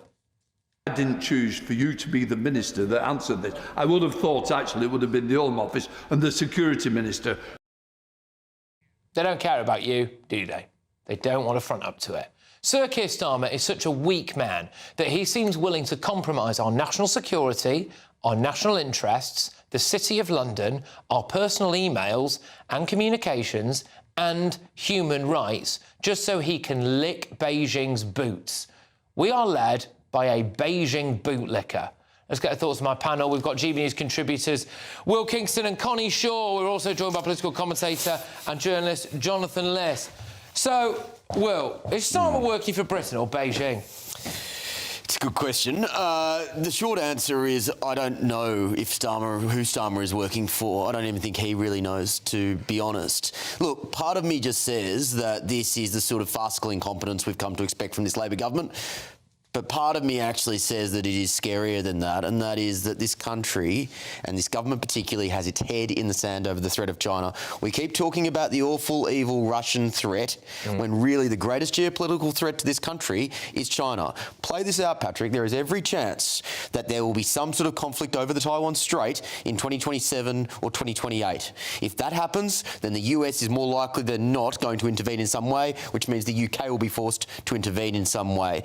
What happens when you have this huge super embassy right in the heart of London with a country that we are at war with and we are still economically dependent on? Not as much as we were, but still economically dependent on. We need to wake up to this threat and recognise that China is an awful dictatorial regime that we may very well be at war with, and in order to do that we need to start making difficult choices and stop this sort of silly nonsense that apparently we're just happy to continue going along with.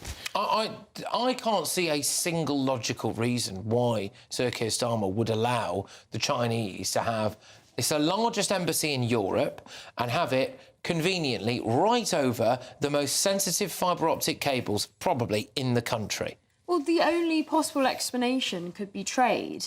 I mean, I know you just shown there that our trade has not gone really well, but there is this trade deal on the table that Starmer is desperate to be getting with China. I mean, from what I understand, the Chinese had applied for an embassy and it originally got rejected, and then they said, we're not going to apply for an embassy until we know that it's definitely going to get through. And then as soon as Labour got into power, they applied again. And Starmer spoke to Xi Jinping about it, as we saw in that clip, I mean, to the public, this is going to look completely treacherous, because how can it, on one hand, Starmer continuously say, and the government continuously say, that nothing is at risk, that there isn't going to be anywhere near sensitive cables, yet this huge expose by the Telegraph, and it feels like journalists over and over again saving us from our own leaders, exposing this, how serious and sensitive those cables really are, and the fact that the Chinese wouldn't tell the government the plans. They were redacting plans to the government, and now we've seen it. The government can't lie anymore, but now they're still telling the US that there's nothing to be worried about. I mean, how can Keir Starmer come off as anything other than treacherous to the public? Well, he's just a Beijing bootlicker, isn't he? You like that term, don't you? I don't know whose boots he licks, Patrick, if any. What I would say... But it looks a lot like Xi Well, Jinping. look, what I would say, in all seriousness, is that one thing you can say about Starmer, and my goodness, there are many, many things you can criticise about that man, but he has never struck me as a person who would be cavalier with Britain's national security. That is something that he seems to take... That is something that... Chagos has nothing to do with national... Chagos is not compromising Britain's national security. But sorry, it will do in 99 years' time, mate. Look, I don't think that... It's inconceivable that if MI6 and MI5 advised against this, the Prime Minister would go against that advice. So I'm not a security expert. I haven't seen classified advice, obviously. What I should hope is that security experts who have been in a position to advise Downing Street on this have given their advice, and I am inclined to follow it. I agree with you. It raises eyebrows. From a layman's perspective, this looks like a suspect move. And if I was just looking at the evidences in the public domain, I would say let's not give China this embassy. But again, I defer to MI6 and MI5, who I'm sure will have a better sense of this than I do. This is. Oh no, just to be clear about what MI5 and MI6 did say on this, they've been quite clever with their wording. So publicly, what they've said is that they've not raised any public concerns, right? Which implies to me that obviously behind the scenes there's something else going on. I mean, it would be pretty bad for MI5 and MI6 to publicly come out and talk about this. They have previously come out there when the Chinese spy scandal was collapsing around us. They did come out and do a statement about how dangerous they thought China was. So we can read between the lines here about what MI5 and MI6 think about it behind the scenes. But for Sir Keir Starmer to do this, I mean, it kind of use the word treacherous. I mean, for me, it's borderline treasonous. Yeah, it is. And again, the problem is that with this government, there always seems to be another party or stakeholder group that takes precedence over the British people. You saw it with the Chagos deal. You see it whenever international human rights is mentioned as a way to just keep allowing people to come into the country. It is always as if that it is put last. Now, in this instance, I think that there is just this cavalier attitude to the Britain's national security, which again, you see flow through each of those examples I just gave. Yeah. And it's maybe, look, it may not be treason, but it just goes to show that they don't take national security seriously. If they're letting this stuff happen, how can you say that they are on the ball with this? They're obviously not. They haven't actually given the go-ahead yet. And, well, I would just say exactly what I said a moment ago, that MI6 and MI5, do you seriously think that if MI6 and MI5 told the Prime Minister this is a really serious risk to national security, the Prime Minister would just override that advice? Well, let me reframe it. What's the big value of giving a huge chunk of real estate to our biggest geopolitical adversary in the middle of London? So, look, I agree with you in the sense that it looks suspicious on the outside. But if MI6 and MI5 are giving this advice, then it just seems wildly implausible the Prime Minister would contradict it. Can I also just say for a second about the point you made a second ago? There is almost zero chance that the UK is going to engage China militarily in the next few years. If China invades Taiwan, which is, has been made a lot likelier by recent events, absolutely, the United States is not going to intervene on Taiwan's part. Very well made. The United States is no more going to engage China militarily than it will engage Russia. Let's not retract too much here on that, because, Connie, I want to put this to you. So one of the big revelations that came out around the time of the Chinese spy scandal was that actually we had incomprehensibly, and this was under the Conservatives, allowed a Chinese company to have full access to our computers and things like that in Downing Street, which it turned out they'd then hacked. China was accused of hacking every single diplomatic communication from Britain all around the world. So we know that. Then we've also got various different things that we believe may have come from China, certain things that have happened when the NHS has been hacked, all of that stuff. So we've got a track record here of the way that China operates. Our military are told when they're in, believe it or not, our military sometimes drive around in Chinese-made electric vehicles, and they're putting signs in those for military personnel to say, do not have any conversations in these vehicles because we are worried that the Chinese are listening to it. So it seems absolutely bonkers to me that Keir Starmer would go ahead and say the Chinese can build an embassy with a bunker that is over the fibre optic cable, so every communication for our financial district, and also millions and millions of people's personal emails. It just does not make any sense. Just doesn't. Well, precisely. I think the point about the MI5 and the MI6 thing, they may well have said, had concerns, they may well have not. But after everything that we've seen so far with this government, it's going to be quite hard for the British people to believe that Keir Starmer wouldn't go against what MI5 or, and I'm not saying that he would, but I think from public perception, this is going to look awful. We obviously just had that story about El Fattah from Egypt, and how could the government have not known about what he said? And they were happy to welcome all of that in, and very quickly was able to say that his comments were atrocious. He will have to turn on this, because if he doesn't have the support of Trump... Well, no one's talking about what China's where are the human rights? Where are the human rights concerns here? 1 million Uyghur Muslims in camps, having their organs harvested, women being forcefully sterilised. No one seems to be caring about that. British citizens locked up, potentially tortured by the Chinese. Yeah, it's a tragic irony that this is actually a genocidal regime, but you don't hear people out on the streets of London against the Chinese. And it goes to show, A, the hypocrisy of the left when it comes to Israel, but also, secondly, no one seems to care about the moral values. Starmer needs the money from China now, Jonathan, because him and Rachel Reeves have knackered the economy. What do you think should be Britain's approach to China?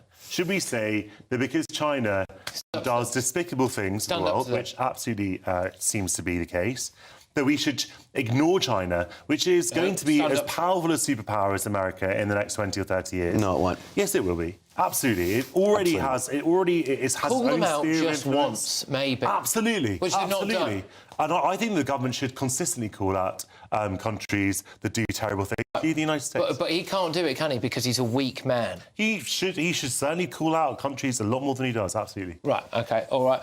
Right. Well, look, we've got lots on. And by the way, the other big breaking news of the day, of course, was this U-turn on digital IDs, the 13th U-turn and counting from this Labour government. Our political editor, Christopher Hope, has very kindly agreed to come on at 10:30 to talk to us about that. But before that, I want to talk to you about the Great British Giveaway. 85 grand, tax-free cash. Here's how you can beat it to win it.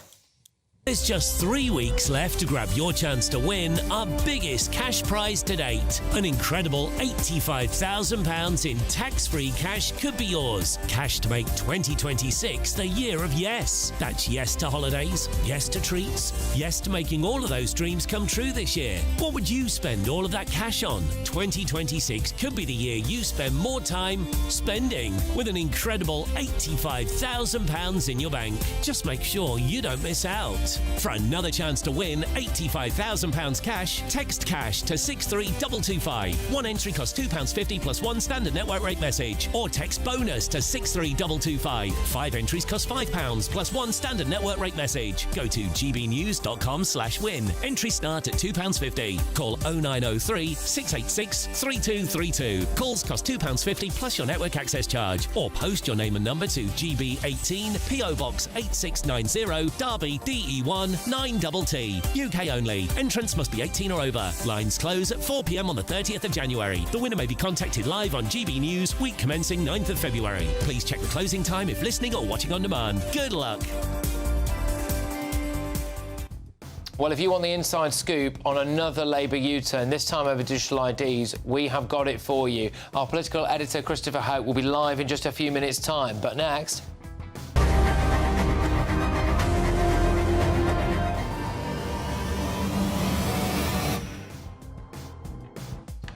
So the government has been boasting about the thousands of illegal migrant workers they've arrested.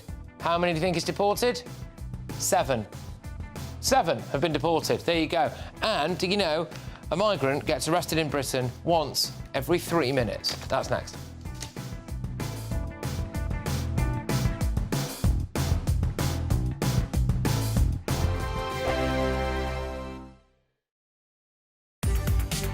From the school run to the home run, watch a new show for all of Britain. So he can say whatever he wants. A straight-talking show where all voices are heard.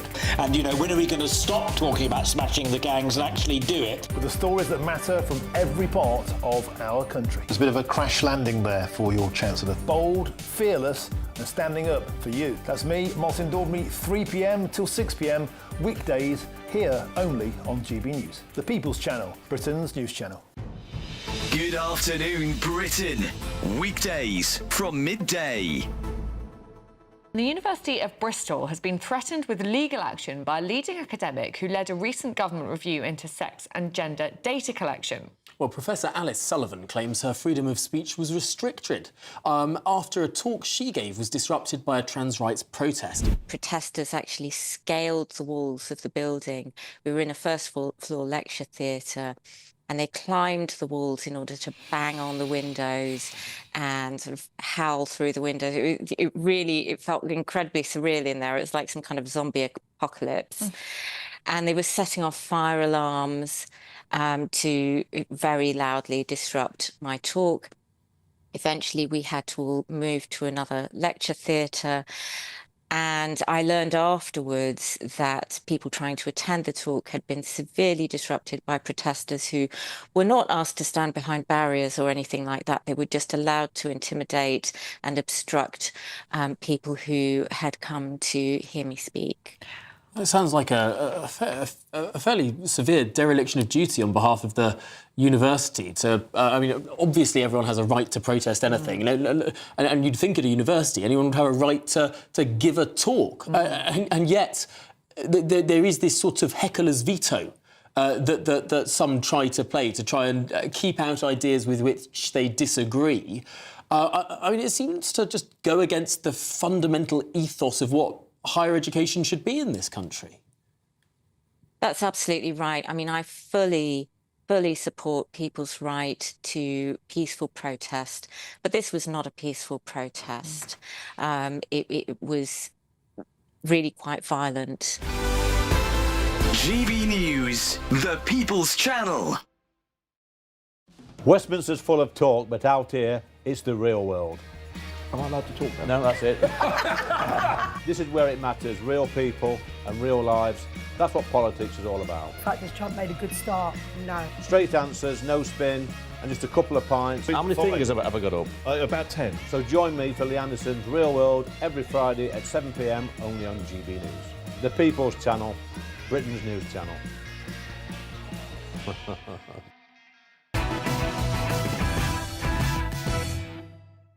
Welcome back to Patrick Christys tonight. So, more migrants have been arrested for illegal working than at any time in British history. This is what Labour has claimed. Do you trust them? Well, more than 17,400 raids have been carried out by immigration enforcement officers on businesses including barbers, car washes, nail bars, takeaway shops in the last 18 months. They say it's a 77% rise in that time. However, of those arrested, only 1 in 7 have been deported. Yeah, 1 in 7. Research by the Centre for Migration Control also found that foreign nationals were arrested more than 170,000 times last year. Those crimes include murder, rape and grooming offences. And someone who is much better at maths than I am said to me earlier on that equates to 1 arrest every 3 minutes. Joining us now is the Reform UK Policing and Crime Advisor, Colin Sutton. Colin, thank you very much. First things first, loads of arrests for illegal workers, only 1 in 7 being deported. What's going wrong? We're not deporting the others, I guess, is a simple answer. I mean, where are they? That's what I'd like to know. We spend all this money. We have all these, nearly 1,000 raids a week for a month for 18 months. And we've got something like 12,300 people detained and only 1,700 deported. So that's 10,000 plus. Where are they? Are they still detained? Are they back working in the car wash and the barber shop or whatever? Well, they can't be detained, can they? When you think about it logically, they can't be, because we haven't got anything like that capacity in prisons. We haven't got anything like at some of the detention centres, like at Manston or anywhere like that. So logically, it would imply that they've arrested people, said to them, we know you're working here illegally, but off you go, and we'll try and track you down again in a few months' time. And they'll be back working where they were. I mean, it's a sticking plaster, isn't it? It's not dealing with the root of the problem. That's what's happening all the time with these things. People are quick fixes. Oh, yes, go and do more raids. Actually, the answer is, if the people weren't here in the first place, if we were detaining and deporting those who come here illegally, then they'd have no chance to work, and we wouldn't have to go and round them up afterwards. You know, those border force officers should be securing our borders. That's their primary task. Police will be involved in these raids. They always are. Those police officers should be policing their neighbourhoods. That's their primary task. And yet we've got this for the headlines, for the, you know, look at us, we're doing something, which is this government all over. They make a fuss about things and say, here we are, look, we're dealing with the problem, and actually it's just smoke and mirrors. One of the things that I don't like as a journalist is the level of deceit, which is that you put out a thing about these are the amount of people that we have arrested, and people out there will think, oh, that's great, they're doing something about it. But of course your follow-up question is naturally, well, how many have you deported? And they go, oh, it's only 1 in 7, actually. Yeah. What was that? Oh, it's 1 in 7, actually. And you think, well, there's no point, it's pointless. That is a ridiculous statistic, and it shows that actually you're not dealing with the root cause of the problem. The other thing is, just to move on to the next story, which is a migrant is apparently arrested for a crime something like every 3 minutes in Britain. It's shocking. It shocked me. I mean, you know, those statistics are they're just crazy, aren't they? You know, every 3 minutes across the country, 170,000. I don't think any of us really appreciated the levels of migrant crime or anything like this. And it's not just for trivial offences. It's not for shoplifting. Well, nobody gets arrested for shoplifting very much anyway. But it's murder, it's grooming, it's rape, it's serious offences. I mean, it's the problem. There's deceit all around with this, Patrick, because there's deceit on the deportation figures. You know, they keep trumpeting, saying, "Oh, 35,000 people we've sent back." Most of those were overstayers. Very few of those were actually people who'd illegally entered the country on rubber boats across the channel. Yeah, it's just smoke and mirrors to make it look we're doing something. So obviously you are Reform UK's policing and crime advisor, Colin. So what would Reform do differently here? Not just about stopping them coming into the country, but we've got these people here. They're being arrested at places like car washes, etc. What would Reform do then? Right. I have to mention those coming illegally because the first strategy for that is detain and then deport. We believe that would cause that problem of people coming in illegally in boats to cease almost entirely. By that time, we will have detention centres made up for those people. They can then be put into use so that we can go and do these raids, but not put them back out on the streets, not put them back in the car wash or the nail bar or whatever, but sit there until we can deport them all. OK, and let's say the ECHR says to you, Colin, you know, we like your vision. But actually, I think you'll find that contravenes Article 8 of the ECHR, and you cannot send that man back to Afghanistan. We will say the ECHR, yes, we remember that. Right, OK. OK, as you're looking at it in your rearview mirror. Yeah, exactly that. Car wash, right? Yeah, exactly that. But now, just to say what the government's latest tactic is, which I think is fair to say is nowhere near as ruthless as that. We can play you a clip now of, I believe this is the government, having obviously left X essentially because it's always too bad, have gone for the Chinese-owned TikTok instead, and they've launched a TikTok channel dedicated to illegal immigration. Here it is.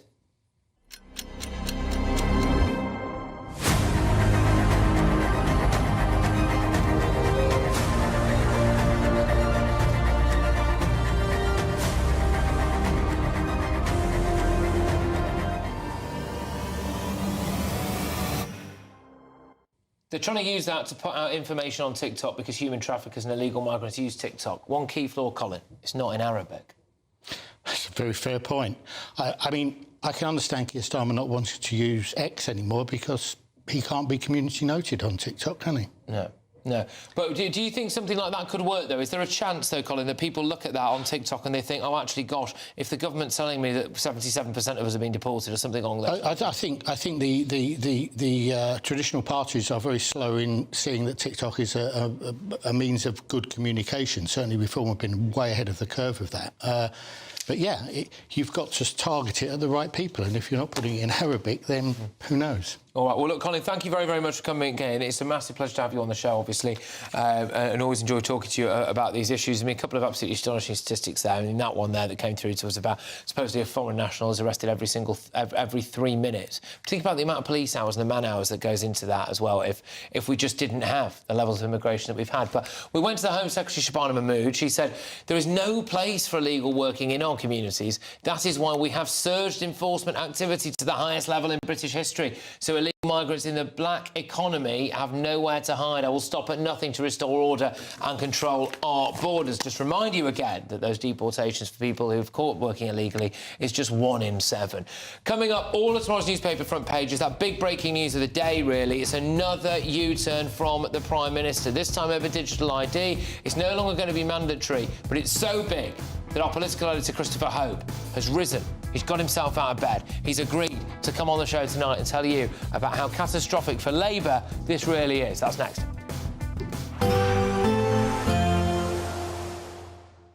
I forecast a perfect holiday in the sun. Weather looking good then? For sure, and no worries about our travel insurance. All Clear Travel Insurance sponsors GB News Travel Destinations Forecast. Hello. If you're heading away for some winter sun, there's plenty of sunny weather across the Mediterranean, into Spain and Portugal, some wet weather through the rest of this week, but plenty of sunshine for parts of the Mediterranean, particularly into Greece. A risk of showers for Italy, parts of Croatia as well through this week, but it's Spain and Portugal that's seeing the particularly wet weather through the rest of this week. Slightly fresher feel for the Canary Islands on Wednesday, but it does look like temperatures come up more closer to those 19-20 degrees by the weekend. All Clear Travel Insurance sponsors GB News Travel Destinations Forecast.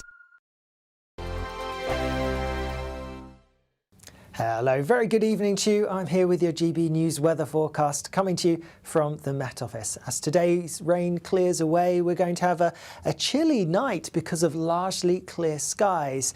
We're dragging in colder air from the northwest now, and that's why with those clear skies, we're really going to see temperatures plummeting overnight.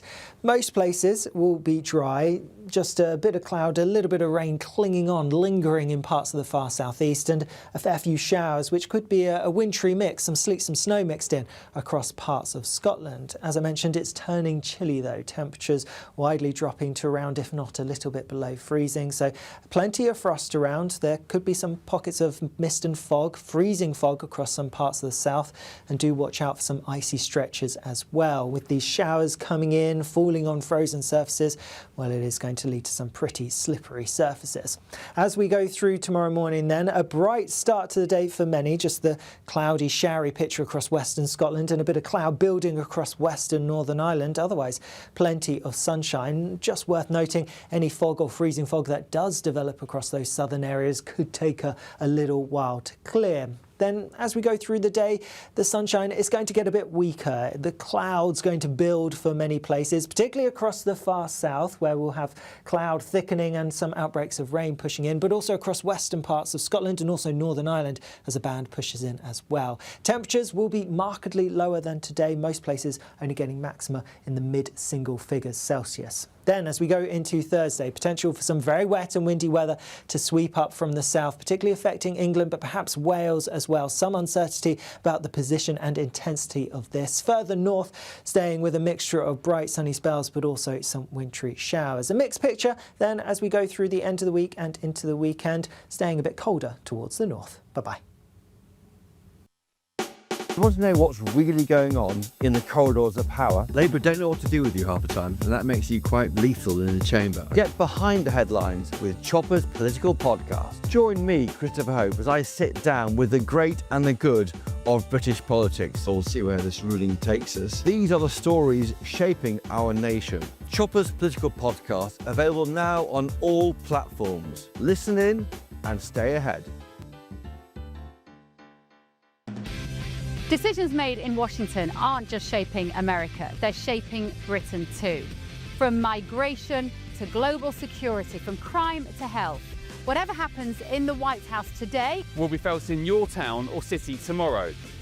That's why The Late Show is live from Washington, D.C. Cutting through the politics to show you what it all means for Britain. The Late Show live every night at midnight. Only on GB News, Britain's news channel.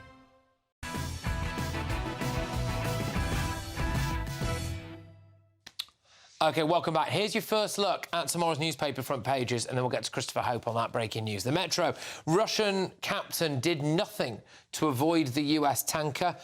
skipper alone on watch as his ship headed for disaster, jury told. This is the North Sea catastrophe. It's a trial that has begun. The Independent, help is on its way. This is President Trump's latest message to the people of Iran. 2,000 protesters feared dead. Another faces execution. So Trump, could he strike tonight? The iPaper, Labour promises new rail links for the North, but not until the 2030s. Am I getting deja vu here? I think I might be. HS2, anyone? The Guardian, help is on the way. Trump's call to Iran's protesters. The Times, and this is the one we're going to be zoning in on right now. The Times, new Starmer U-turn over compulsory digital IDs. Now, on the face of it, of course, this is a good news story. Most of you are against digital IDs. I am too. Fantastic. But, again, you've got to think, who are we being led by? Well, leading our political team, and I'm very glad he is our political editor at GBNews' Christopher Hope, who very kindly joins us now. Christopher, thank you so much. Tremendous to see you. Can you just outline the political ramifications of what is, by my count, I think, the 13th U-turn from this Labour government?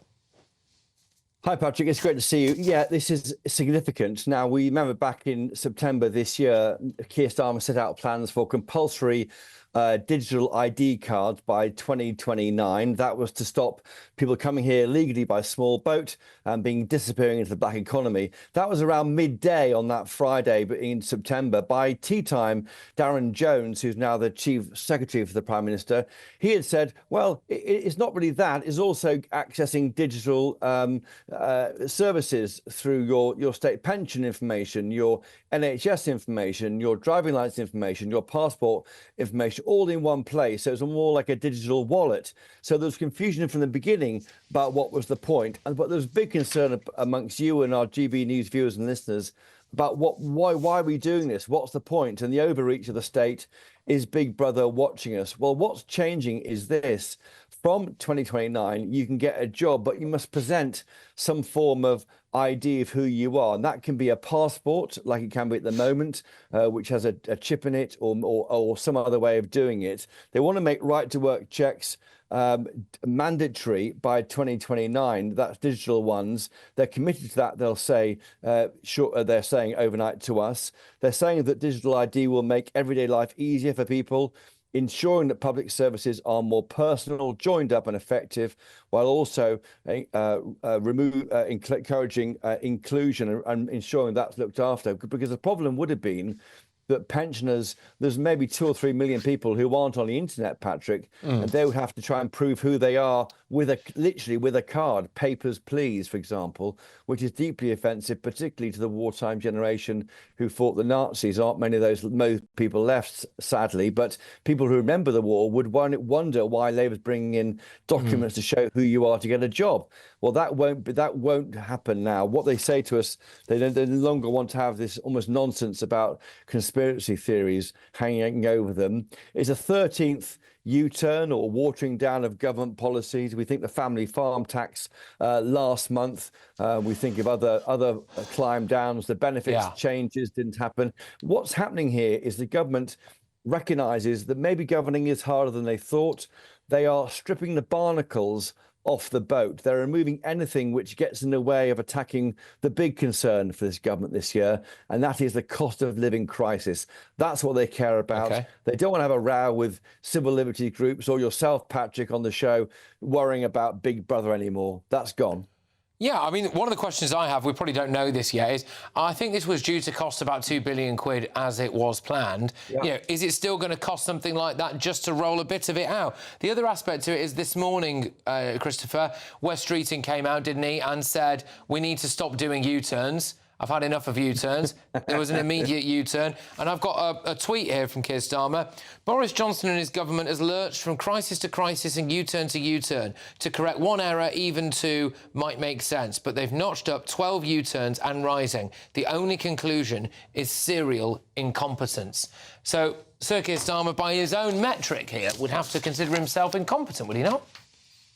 If you accept there are 13 so-called U-turns, the government might dispute them, but they are things like WASPI compensation, farm tax, employment rights, benefit cap, PIP changes, welfare reforms, tax rises. They said it wouldn't happen. The NICS increase, grooming inquiry, that wasn't going to happen, then did happen. Winter fuel We know that was watered down. And NICs increases and for employers, defence spending, business rates, digital ID. That's 13 in the past 18 months of Labour government.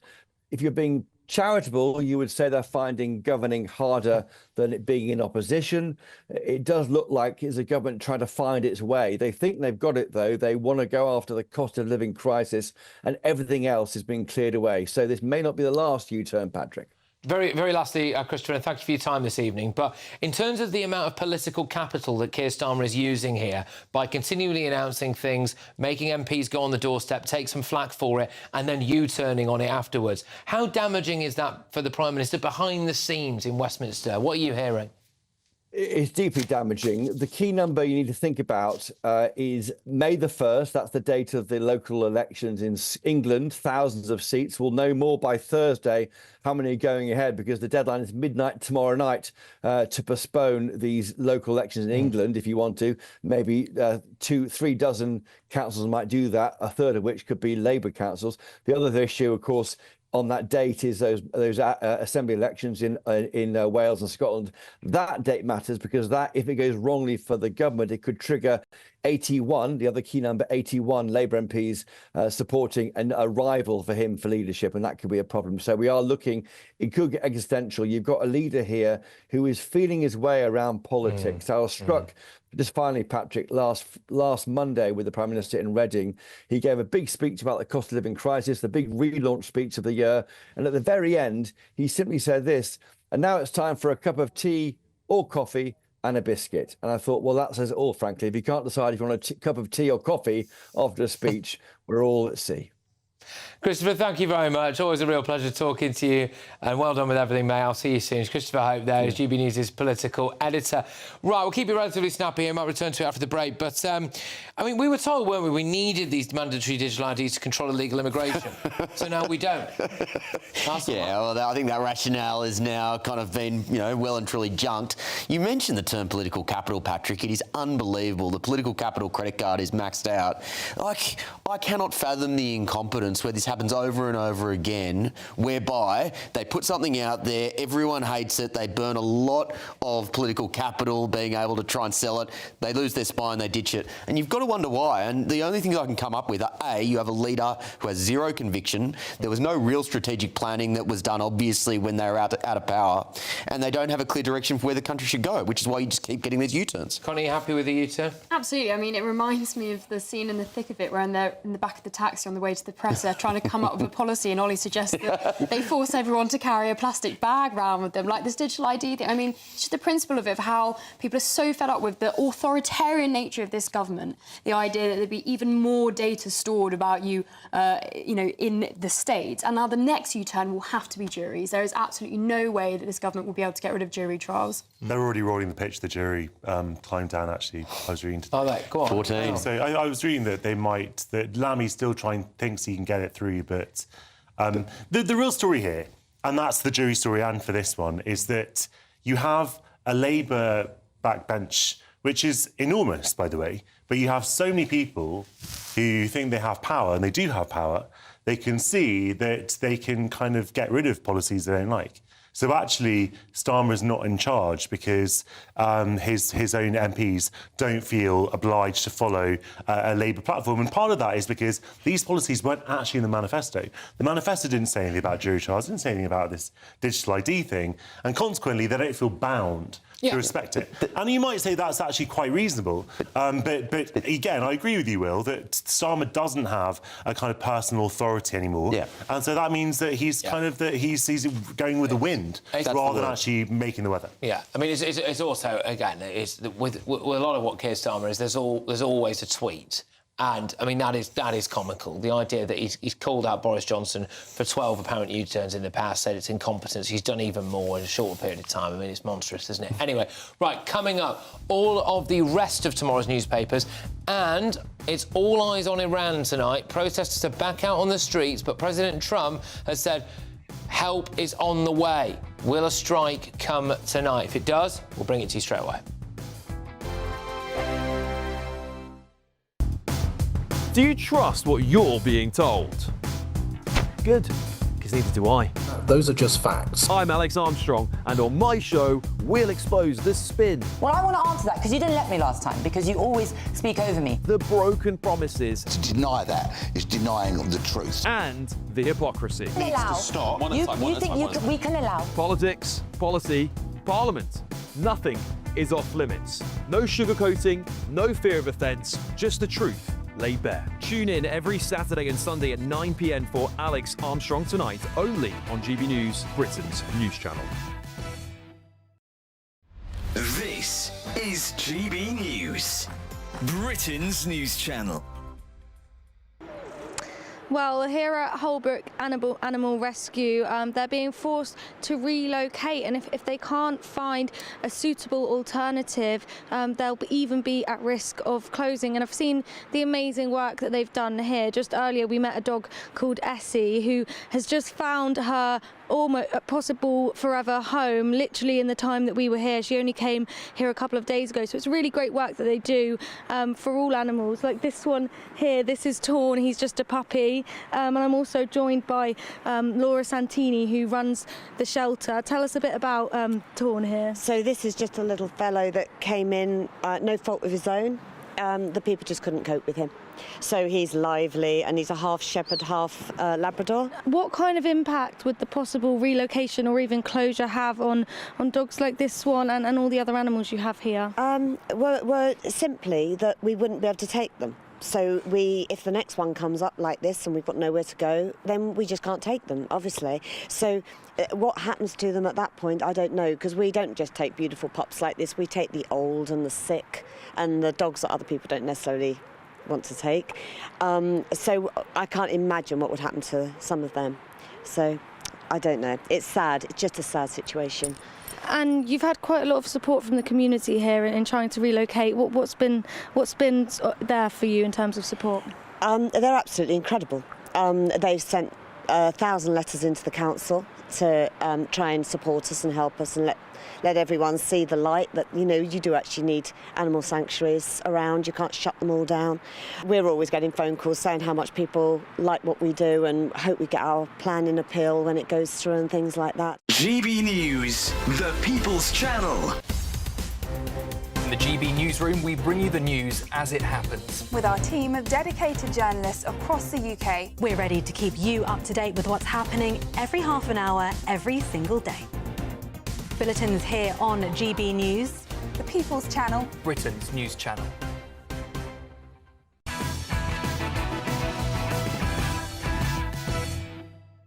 Welcome back to Patrick Christys Tonight. The final roundup of tomorrow's newspaper front pages. The Daily Telegraph go with Trump. Help is on the way.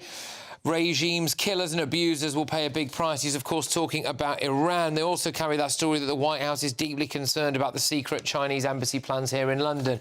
The Sun, they've got a picture of a grinning Rachel Reeves pulling a pint. The Inn Reaper, fantastic.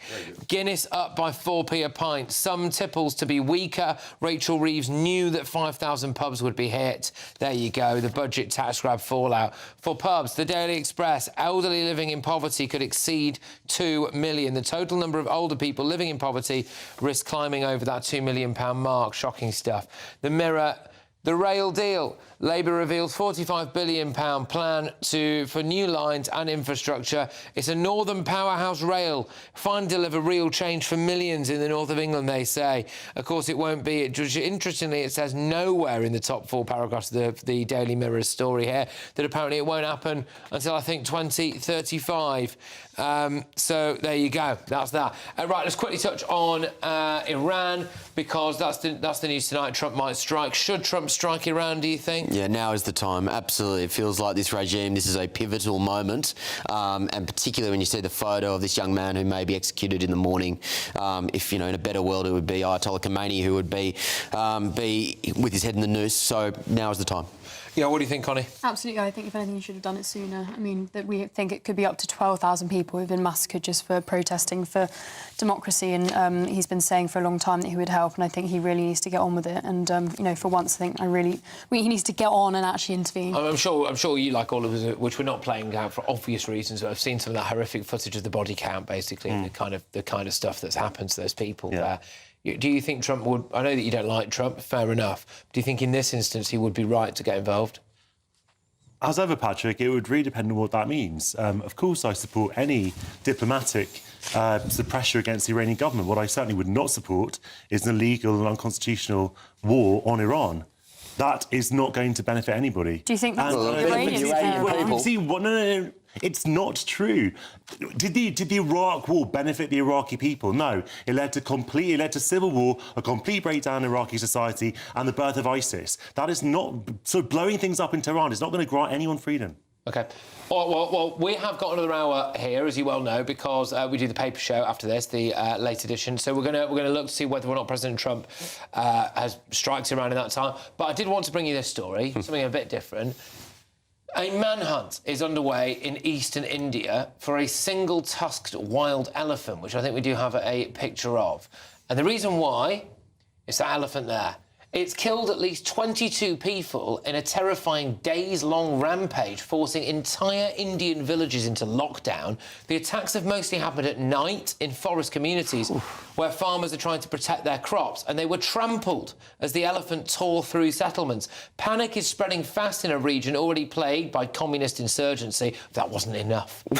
With more than 100 forest officers deployed, backed by drones and tranquilizer rifles. Do we know if the elephant had communist leanings? Well, it could have been a plant by the communists. Yeah. The reason why apparently they think it's doing it is because it's horny.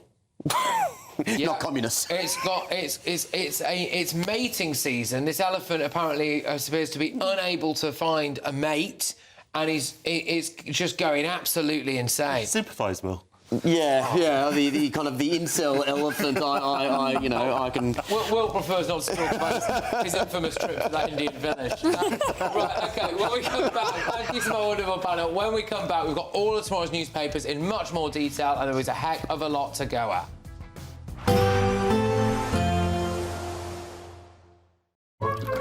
Warm and cosy, with a chance of zero visibility. Boxed Boilers sponsors the weather on GB News.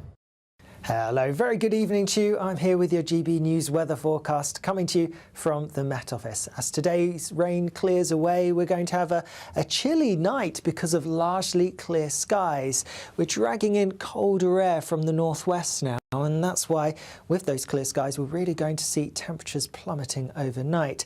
Most places will be dry, just a bit of cloud, a little bit of rain clinging on, lingering in parts of the far southeast, and a fair few showers, which could be a wintry mix, some sleet, some snow mixed in across parts of Scotland. As I mentioned, it's turning chilly though, temperatures widely dropping to around, if not a little bit below freezing, so plenty of frost around. There could be some pockets of mist and fog, freezing fog across some parts of the south, and do watch out for some icy stretches as well. With these showers coming in, falling on frozen surfaces, well, it is going to lead to some pretty slippery surfaces. As we go through tomorrow morning then, a bright start to the day for many, just the cloudy, showery picture across western Scotland and a bit of cloud building across western Northern Ireland. Otherwise, plenty of sunshine. Just worth noting, any fog or freezing fog that does develop across those southern areas could take a little while to clear. Then, as we go through the day, the sunshine is going to get a bit weaker. The clouds going to build for many places, particularly across the far south, where we'll have cloud thickening and some outbreaks of rain pushing in, but also across western parts of Scotland and also Northern Ireland as a band pushes in as well. Temperatures will be markedly lower than today, most places only getting maxima in the mid-single figures Celsius. Then, as we go into Thursday, potential for some very wet and windy weather to sweep up from the south, particularly affecting England, but perhaps Wales as well. Some uncertainty about the position and intensity of this. Further north, staying with a mixture of bright sunny spells, but also some wintry showers. A mixed picture then as we go through the end of the week and into the weekend, staying a bit colder towards the north. Bye-bye. Warm and cosy, with a chance of zero visibility. Boxed Boilers sponsors the weather on GB News. Another day, another U-turn, all over the front pages. Sir Keir Starmer's 13th U-turn in office, this time over compulsory digital IDs. Good news, but of course highlights the incompetence at the heart of government. A couple of other stories knocking around, of course, the Chinese super embassy. The Americans have clapped back. They have said they are very worried about it. Another American story on the front of the Daily Telegraph. Trump, help is on the way. Is tonight the night? Is the next hour the moment that President Trump decides to strike Iran? If he does, we'll bring it to you. Don't move. There's just 3 weeks left to grab your chance to win our biggest cash prize to date. An incredible £85,000 in tax-free cash could be yours. Cash to make 2026 the year of yes. That's yes to holidays, yes to treats, yes to making all of those dreams come true this year. Just make sure you don't miss out. For another chance to win £85,000 cash, text cash to 63225. One entry costs £2.50 plus one standard network